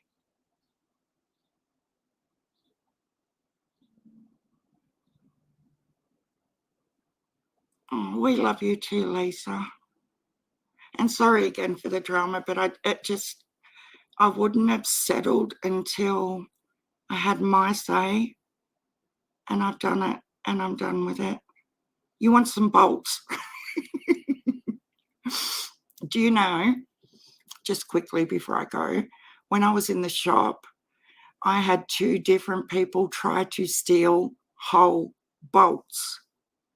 They didn't even try to take it off the bolt, but they had winter coats on and tried to just stick it under their under the coat. And I couldn't believe it. Yeah, you too, security chief. I've got nuts. I've got pistachios and cashews left. Jackie Jude. Yeah. But thanks everyone, and I will schedule the live for tomorrow and we'll look at some fabrics and stuff. And I've got more information on Oakley Carlson's parents and her case.